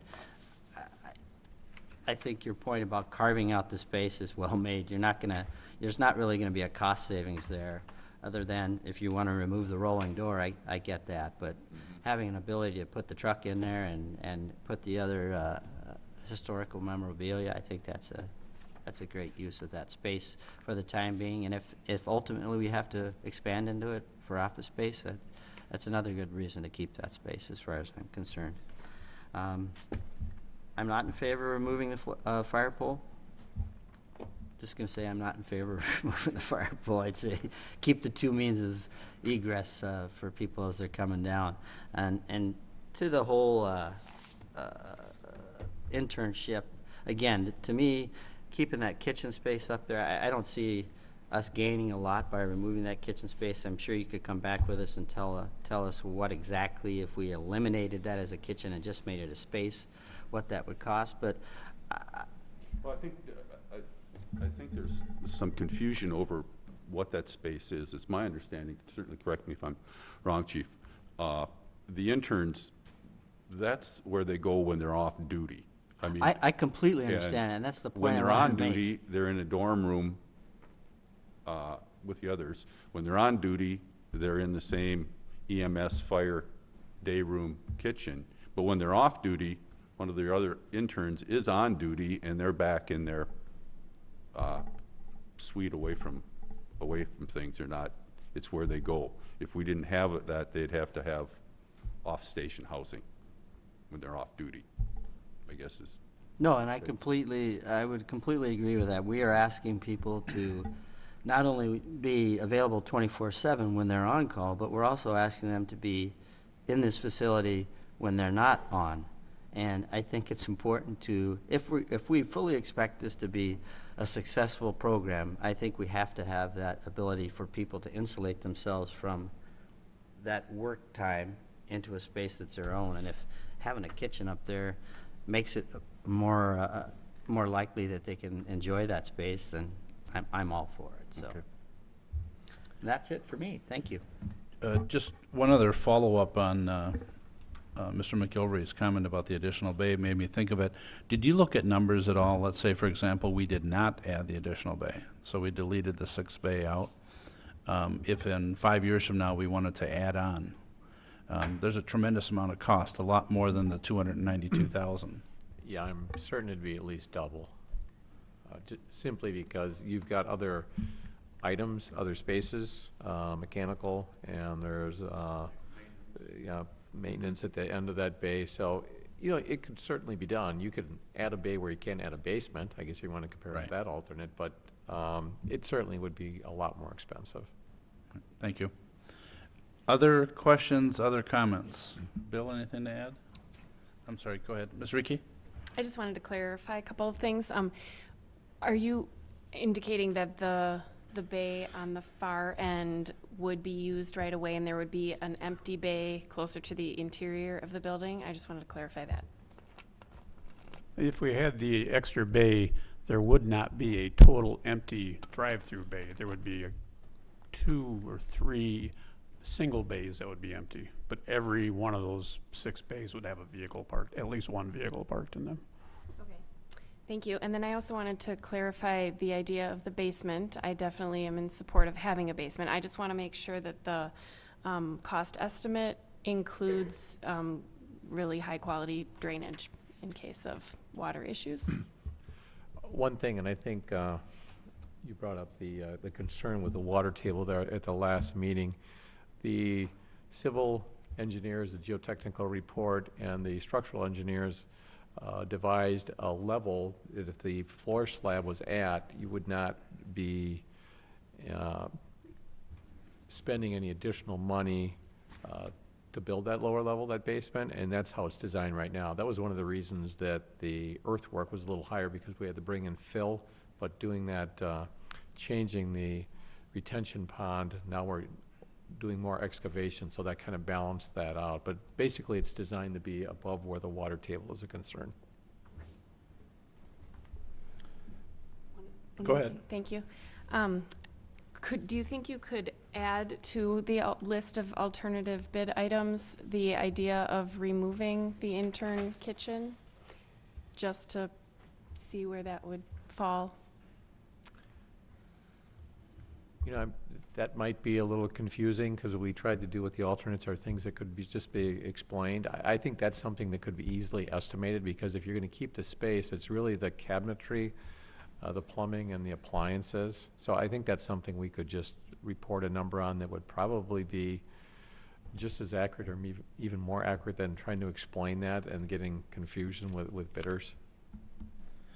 Because the square footage of the building wouldn't change, it would be the Right. use of that space Right. could change. Mr. Burns?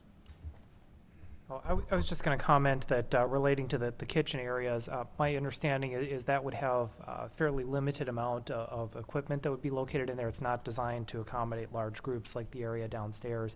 And that's something that we could look at, what that cost would be for equipment and appliances in that area. And that wouldn't be a bid item, that'd be a furniture, fixture, and equipment item that we could get some different options there and report back on those options. Mr. Linder? Thank you, Mr. Mayor. I've got a few questions. I'll probably jump around a little bit.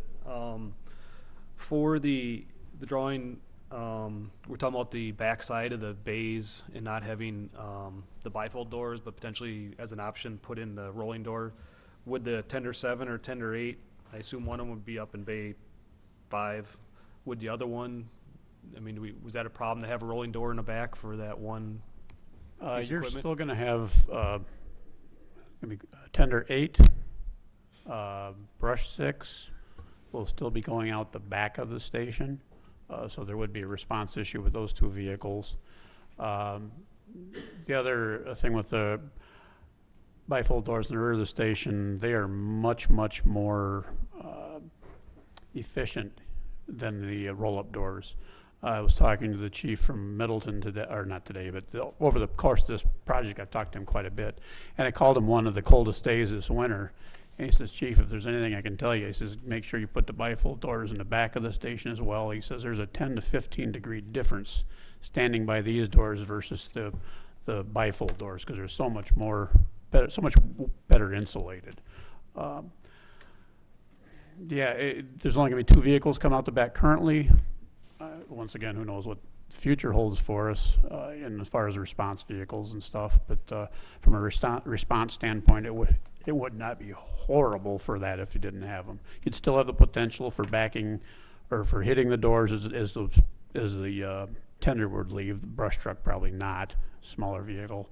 And you also have the problem with the driver backing up and maybe hitting the door because he can't see the door if it's up or down all the way. But as you say, he's in a slower mode at that time, and the maintenance costs of those doors are quite high. we're constantly maintaining our doors in the fire stations, the springs break, that, you know, just the numerous things go wrong with them. And the bifold doors, all there is you grease them every once in a while, and it needs a new belt occasionally, and that's all there is for maintenance on those doors, so. Go ahead, Mr. Linder. So tender 7 and tender 8, are those both the water trucks? Right, they carry our portable water when we're in the rural areas. And so one of them's 20 years old or so? Do you ever- 25, I believe. Do you ever anticipate just not having 2 tender trucks? The plan for tender 8 is to never replace it if it's gonna cost us money to replace it. If when it comes to the point that it is no longer serviceable, we'll remove it from service. Right now, it's still a quite serviceable truck. The biggest issue with the truck is it has a manual transmission, unsynchronized manual transmission. There are 6 or 7 of us in the fire department that can actually drive it. And that's its biggest issue. My plans are, as I said, not to replace it with tax dollars. Every year I apply for a federal grant to replace that truck, and we're at the age of 25 years where their choice to be chosen for that. So I'm hopeful we'll be able to get a grant, and for 5% of the purchase of the truck, we'd be able to replace it through a grant. If not, when it's no longer serviceable, we'll just remove it from service, like I said. So, I mean, do you guys talk about potentially, we're talking about the number of bays, if you didn't have 2 tenders, you'd have another spot open. I mean, I don't know. Correct. If that was discussed in the ad hoc committee meeting or not, but. Yes, it was. All right, and they decided to keep both of them for now until. Why It get might rid not of cost- it if it it might- don't cost you? No? Well, maybe the fire truck doesn't cost anything, but adding another bay does. Having that additional resource, though, in our district, that's 3,000 gallons of water to fight a fire with. That's pretty huge. How often do you use it then?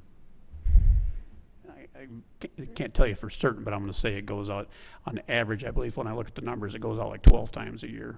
But like I said, it's hard. We only have 7 people that can drive it. Okay.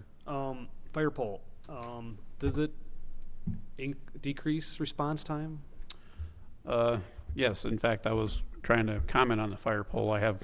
Last time I was in front of you, was not very well prepared since I've done a lot of research. The National Fire Protection Association has a fire department deployment standard, which is 1720, which we fall under as a combination department.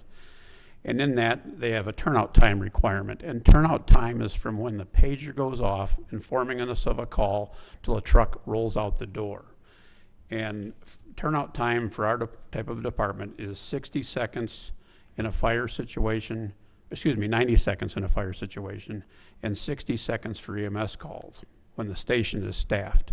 We won't be staffed for a couple of years, but once it's station staffed, then this would apply to us. The U.S. Fire Administration reports that fire doubles in size every 30 to 60 seconds, depending on the conditions. The firefighters at Middleton Fire Department, I went there and I timed them for 4 personnel to come down from the 2nd floor to the 1st floor using the pole proved to be the fastest way. The time for 4 personnel on the pole was 9.6 seconds to get 4 people off the 2nd floor to the 1st floor. The same 4 people come down the stairway took 31.2 seconds. The resulting is 21.6 seconds saved in turnout time. When you couple the fire pole with the bifold doors and how fast they open, we're looking at potentially 36.6 seconds off our turnout time in response. The combination of the fire pole and the bifold doors cuts a third of our time for fire responses in turnout and a half of our time in EMS responses, which I feel is critical time. That's time we can't make up by trying to drive faster or do something more dangerous. That's almost free time, basically. The fire pole is the fastest way to get personnel to the 1st floor, as I said, and we would definitely have enforced safety policies. In 2012, the National Fire Protection Association Firefighter Injuries Report showed that 69,400 firefighters were injured in the line of duty in 2012. Of those injuries, 31,490 occurred on the fire ground when we're actually fighting the fire, while 4,190 injuries occurred responding to or returning from. And that's where a pole injury would come in those numbers. So they're significantly smaller than operating on the fire ground, but there weren't any pole injuries reported in this report, so I can't tell you if there even were any injuries you know, in That- 2012. That would include stair injuries too? Yes, it potentially. would. It would include all injuries.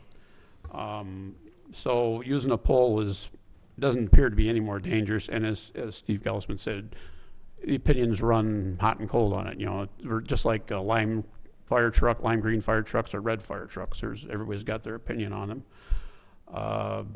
So a $35,000 pole could save 21 seconds in response time? Correct. That seems like pretty good payback to me. Yeah, I think so as well. And also, a lot of the injuries occur with poles. Statistically, have been in older stations. The pole's close to bigger, newer apparatus that the station was designed for, and the firefighters hit a cabinet door that was left open or something. That's where, as I understand it, a lot of the injuries come from.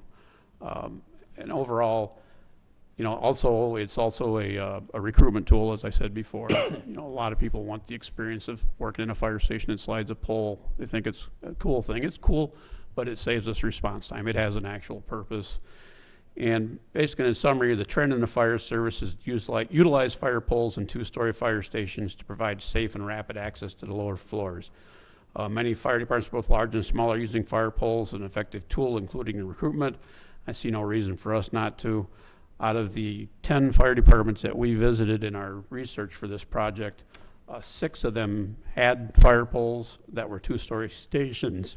One was a one-story station, and the other 2 were two-story stations as well. So 6 out of 9 utilized the fire pole in their stations that were built recently. Okay. Hopefully that gives you a little better information on fire poles than I had before. Go ahead, Mr. Linder. I was gonna move on from the fire pole unless somebody had something, but, so the antique engine door, potentially removed for $8,500, what is replaced with that? Maybe Steve, or I don't know. It would just be an open space. You know, in visiting other fire departments, that area is more of like a lobby, and I kind of like that idea better. The only reason we had that door in there is if we were to have a public event in the training room, that we could close that up and make sure nobody got in there and did anything wrong. Most of the fire departments that I've been to that have this type of situation, they put a rope around the piece of apparatus, and all the small stuff that can easily be moved is kept in locked display cases and thing.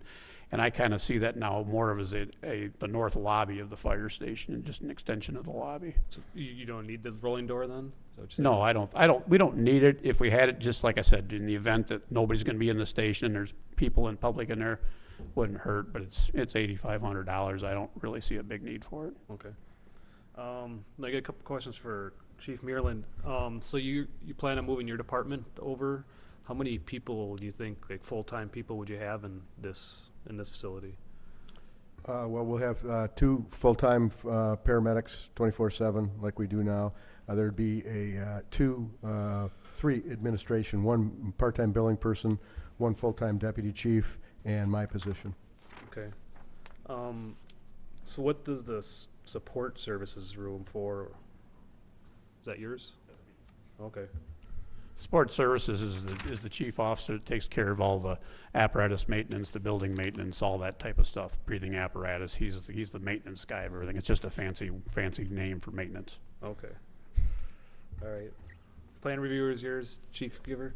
All right. Is there, I guess in some ways I'm a little bit on board with what Evan says. It's a lot. Everybody that I've talked to says it's big. It's big. Wow, it's big, expensive.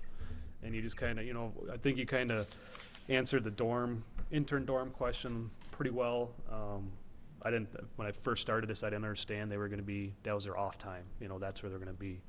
But I wonder, like the EMS dorm rooms, you got 7 of those plus about 7 or so fire dorms. Was there talk of sharing those? I mean, just dorm rooms instead of being fire dorms or EMS dorms? Well, the whole idea is for future capacity, because from the EMS side, that's built to run 2 full departments out. And so we sometimes have 3 people. When the intern is working on EMS, we move them over, so that's 3. And oftentimes we'll have a 3rd running. So you have to have 6 dorms, very minimum, to run 2 ambulances out. So the whole setup of this station is to be able to afford 2 full-time ambulances. Okay. You got 7. And we have 7. That would be the OIC, myself, or somebody else in command staying over. So that would be what you'd want for 2 full-time. And Chief Giver, you think you're gonna have, like that count right, seven? There's 8 of full- them. There's 8 fire dorms. There's one. Oh, sorry, yeah, yep. And that is to afford the staffing of 2 full companies, an engine and ladder company at some point in the future. You know, our goal right away is to get up to a 4-person staffed engine company. I have members of my department that live ways out. They can't make a truck generally. They're young people, and they're actually interested in just staying at the station some nights. So there might even be more than 4 people in there if we have a place for them to stay that's comfortable. Also, our paid on premise people, some of them drive from quite a ways, so there's potential for them to say, you know what, I'm working today and I'm working tomorrow. I'm just going to stay here overnight, and I get free people staying in the fire station unless we get a call, then they get paid. But other than that, it would be a great resource for them.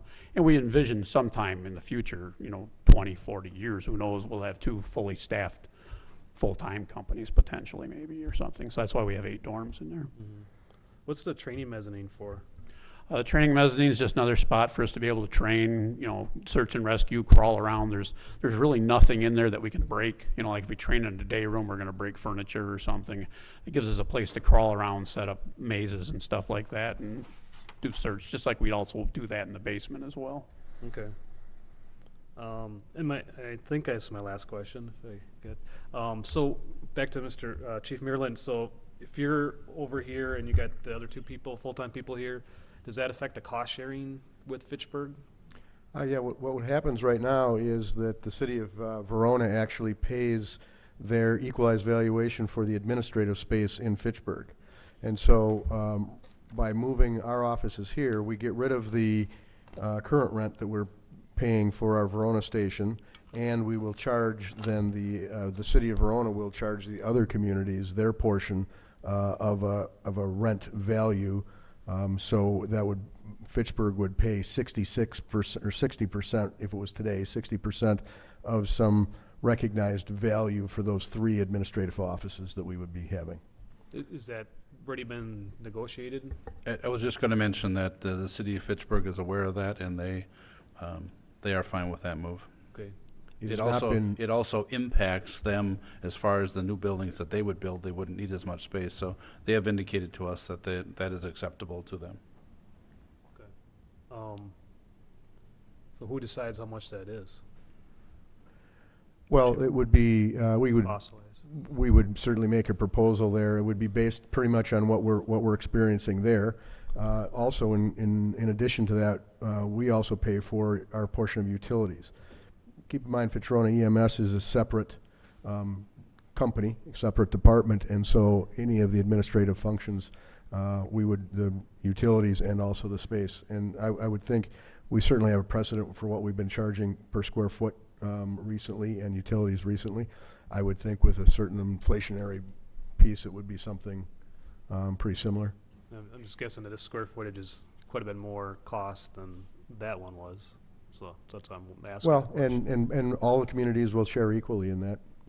So I think we can come up with something appropriate. I guess I hadn't figured out a process, but judging from what we heard from the city of Fitchburg, Bill and I met with the administrator today, and we met with the mayor last week at our EMS commission. They're certainly in favor of it, and they've been more than enthusiastic about working with us. So I wouldn't anticipate it to be a problem, but no exact figure's been specified. Okay. Okay, we have Mr. Touche, and then followed by Mr. Yers. Thank you, Mr. Mayor. Great questions. Thank you. My one question, have we accounted for the cost of demolishing the old fire station? And is that in this budget figures? It is included in the budget, yes. It is. Thank you. Mr. Yers? In talking about all the empty space that's going to be in the building right away, I just kind of want to point to the building that we're sitting in right now. On both sides of the building, there's quite a few empty offices right now, and that's a good thing. We're a growing city. I'm sure at some point the offices in City Hall are going to be filled, especially we talk about bringing on more people in our finance department and things of that nature. Same holds true with our police department. We're adding another lieutenant's position coming up real soon, and so another office in our PD is going to be utilized. as the mayor's been saying, and I kind of want to clarify what I mentioned earlier with the bays, I'm in favor of the 8th bay. If we had to cut something, I would be in favor of cutting the 8th bay because I think that's would do the least amount of damage. But we don't want this building to reach its capacity in 5 years, let alone 1 year. And so I think we've really justified the space needs. And again, I just kind of want to remind people of probably the conversations we had when this building was built, and look to this building as an example. A lot of people really like this building. It's a nice building, and it serves a purpose, and it's going to serve a purpose for a number of years to come. Thank you. Other questions or comments? Go ahead, Chief Giver, and then Chief Maryland. Just in reference to Mr. Touche's question earlier about the size of the station, we've had 3 independent studies done as to what we needed for our space, and all 3 of them came in at around 40,000 square feet. What the fire department's asking for here is nothing unusual. You'll find the same thing in any combination, typical centrally located fire station like we have here in Verona. If you add up the square footage with the Middleton Fire's 2 stations and their EMS station, I believe they're 50-some thousand square feet, Steve. You know, so it's considerably more space. And we're attempting to maintain a combination department here to keep our costs down. A combination department, the station is going to be bigger because you're dealing with more people, larger training groups. A fully career department can be much more compact, much smaller. City of Madison, they run 13 stations currently, plus a separate administration building. We're doing all those functions in one centrally located station. So yeah, it's a big station, there's no doubt about it, but it's not way out of whack or way out in planet or off the planet somewhere. When they built our current station in 1976, I believe it was, they had 4 complete empty bays, and people thought, man, we are never going to fill this thing up. And here we are over full and crammed and have no room for anything. So what we're asking for is certainly a nice facility, but it's nothing over the top. It's not a Taj Garage or whatever you want to call it. It's a operational fire and EMS station, and it's going to serve the community very well. Unfortunately, we caught the timing where building construction's a little higher. It's certainly a nice looking building. From a fire department standpoint, I don't need a nice looking building. I need a building that's functional. I mean, if you want to build me a Quonset hut that's 42,000 square feet, I can work out of it, but I don't think you want that at the entrance of the city. I think we need a nice looking fire station that's both functional, and this space gives us that functionality. Go ahead, Mr. Touche. I appreciate that. You know, for me, I'm trying to balance what we need, future needs, and what would be nice. And that's why I bring up the questions I did. Absolutely. Thank you. Go ahead, Mr. Maryland, Chief Maryland. I just want to make a couple of comments as we wind this down. I live in the city. I wear a white shirt around here. I drive a truck that's got these big red lights on it. So I'm a target for all of those questions coming from all the citizens as well. And I don't have any problem with it. One perspective is if we were building this for a volunteer or combination EMS department, we'd be talking a lot about 40 or 50 people to run my department. And that's the difference between a full-time paid department and a part-time department or a combination department. So there are people that will tell you that, well, the city of Madison can build a full station for $3 million. It's not apples to oranges. They're also building their administration space right now for about $30 million. So it's not really apples to apples. But the other thing, as far as the cost of the building, it is expensive. It's a very nice building, and we're not going to go without many things. But because of the cost and because of the way we're putting this together, you're going to be continuing to have a volunteer or combination fire department that's going to save you millions of dollars. If you talk to the fire chief out in Middleton, they will tell you that their savings could rebuild that building every 5 years. So I'm very sensitive to the fact that we are spending a lot of money and we are making it a nice place to live and work. But I think if you really push the money to keep volunteerism going right now in the fire department, I think it's a very good investment. And we are spending a lot of money to sit right here on and make a statement for everybody in the city of Verona. It's a much more visible building than one we're sitting in right now. It's the only building a lot of people will see. So it's expensive. I believe we could take every room in there under great scrutiny And if I would be dismayed if we didn't have a very good reason for every single one of those rooms. Now, I would absolutely ask you to take a look at everything that you think you can save money on, and if we can't justify that, we shouldn't have it in there. But there are great reasons to have a very nice fire department, and I believe you're actually talking about a cost savings venture here more than a costly venture to the city. And I, as a city resident, I'm in tune to that as well. Thank you. Mr. McGilvery? Thank you, Mayor. Just real quickly to add on what you said, I totally agree with everything that you presented there. The volunteerism, I'd take one step farther. We're going to be proposing and implementing an internship program. I think it's important to think about our full-time staff that we already have in retention. So as we bring these interns up, my hope would be, we're not going to be able to keep them all because that's just the nature of any kind of business. People move on, but I think if you build a really nice facility that full-time staff and volunteer staff are proud of, we're going to be more apt to keep those people in that station. And that's really what I think the core of this is all about, is retention and building that pride in this station and the program, the facility they're going to provide. So. Thank you. Mr. Burns? Yeah, thank you. I just wanted to provide an update of kind of where we're at process going forward from tonight and what that means for the timeline. We're very close to having the design development work completed. We need direction on some of the cost reduction items, and probably the biggest one we need some direction on tonight is whether or not to keep the 6 fire bays or go to 5 bays. If there is direction to proceed with the design development, we have 2 bid packages planned. One for the initial site work and excavation to get that process started. That bid package could be released within the next couple of weeks. We have May 30th identified as a target. Depending on what happens at the bay, we might be into the following week, but we would be releasing that bid package, get that out so people can start working on the bids. We'd follow that up with releasing a second bid package in middle of June. We would get results from those bids back and potentially be bringing them forward to the council on June 23rd for the site work. And then on July 14th would be the target date for action on bid package number 2. And that would put us in a position to be starting earthwork end of June and starting actual construction by middle of July. As we talked about it in February, we're very sensitive to the time frame. Original goal was construction starting around July 1. We're maybe 2 weeks back from that. But the goal has been to try to keep this process moving to maximize that good weather construction window that we have available. So at this point, I think the questions are, first of all, is there direction to proceed with releasing those bid packages? And then if so, what is the direction on those cost reduction items in the middle of the sheet?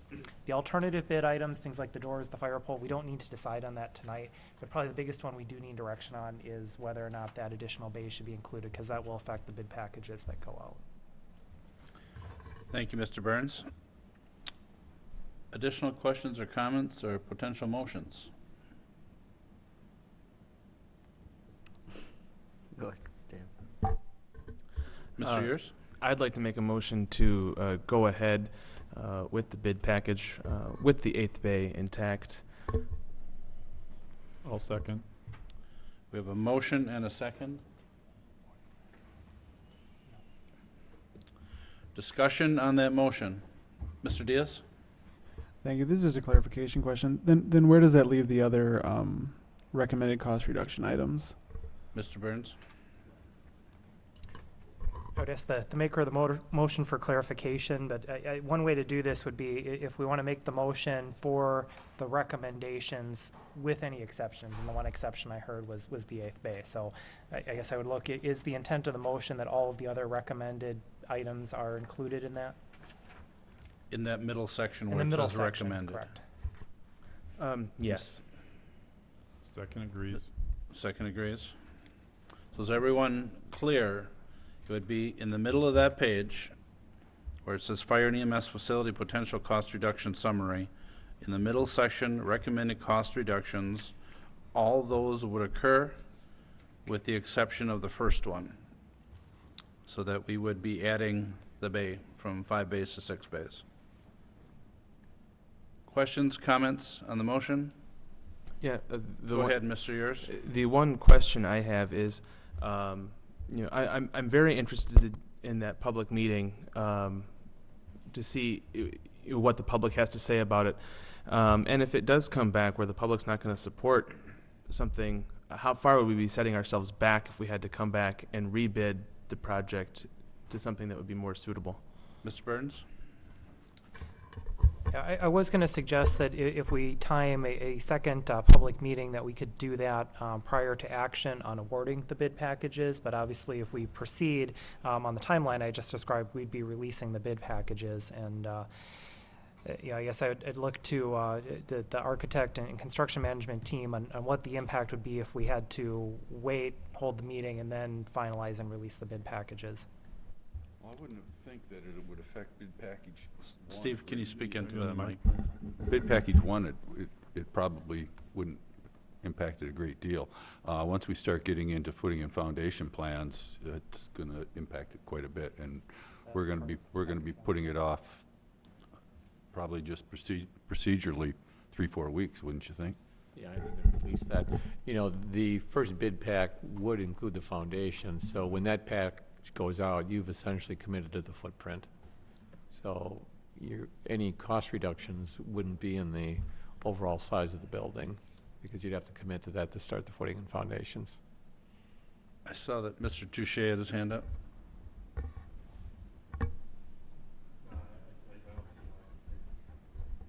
Okay.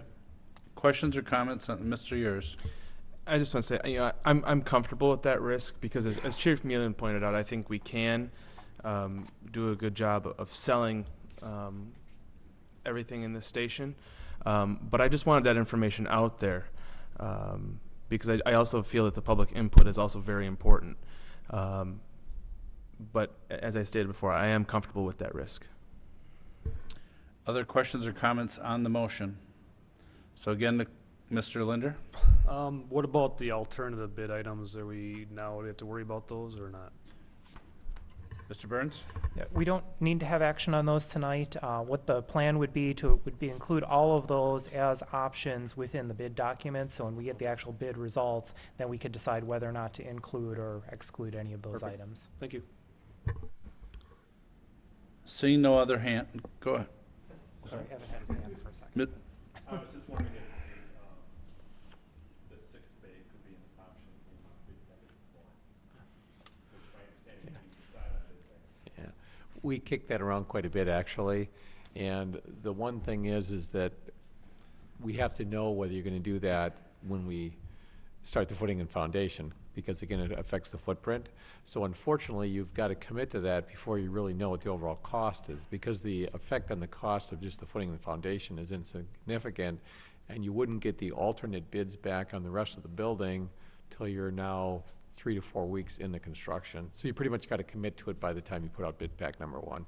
We also looked at it, it would be costly and probably confusing because you have two different structural systems then for that area. It's the mechanical, electrical, and plumbing. It's all two different designs. So it really got to be problematic. We tried as much as we could kicking it around, but it just didn't seem to make sense. No, that's fair. Thank you. Okay, just so everyone is clear. So the motion is to recommend, or to go with all the recommended actions that are in the first, or in this, I should start over, would be to move forward with all the recommendations as listed on the middle part of the page, with the exception of the first one, which would be to reduce the bays from 6 to 5. That is the motion before you. All in favor signify by saying aye. Aye. Opposed, no. And that motion carries. Is there anything else you need at this point? No. Okay, if there's nothing else, and we appreciate your time again this evening. Thank you. Chiefs, you as well. We appreciate it. We now have approval of operator licenses. Ms. Schofield, please. There were no licenses received for approval tonight. Okay, we are on announcements. Are there announcements this evening? Mr. Yurs? I wanted to thank the VFW and the American Legion for putting on yet another wonderful Memorial Day service. And I also was happy to see that it had a larger than normal attendance this year. that was good to see, because far too often Veterans Day and Memorial Day are the only 2 days where we do step up and thank those who've served. And I wish it was something we could do more. It is something we should do more often. But again, thank you to the VFW and the American Legion for putting on another good event. Thank you. Other comments, announcements? Seeing none, a motion to adjourn would be in order. So moved. We have a motion by Mr. Touche. Is there a second? Second by Ms. Reekie. All those in favor of adjournment signify by saying aye. Aye. Opposed, no. Motion carried, and we are adjourned. Thank you, everyone.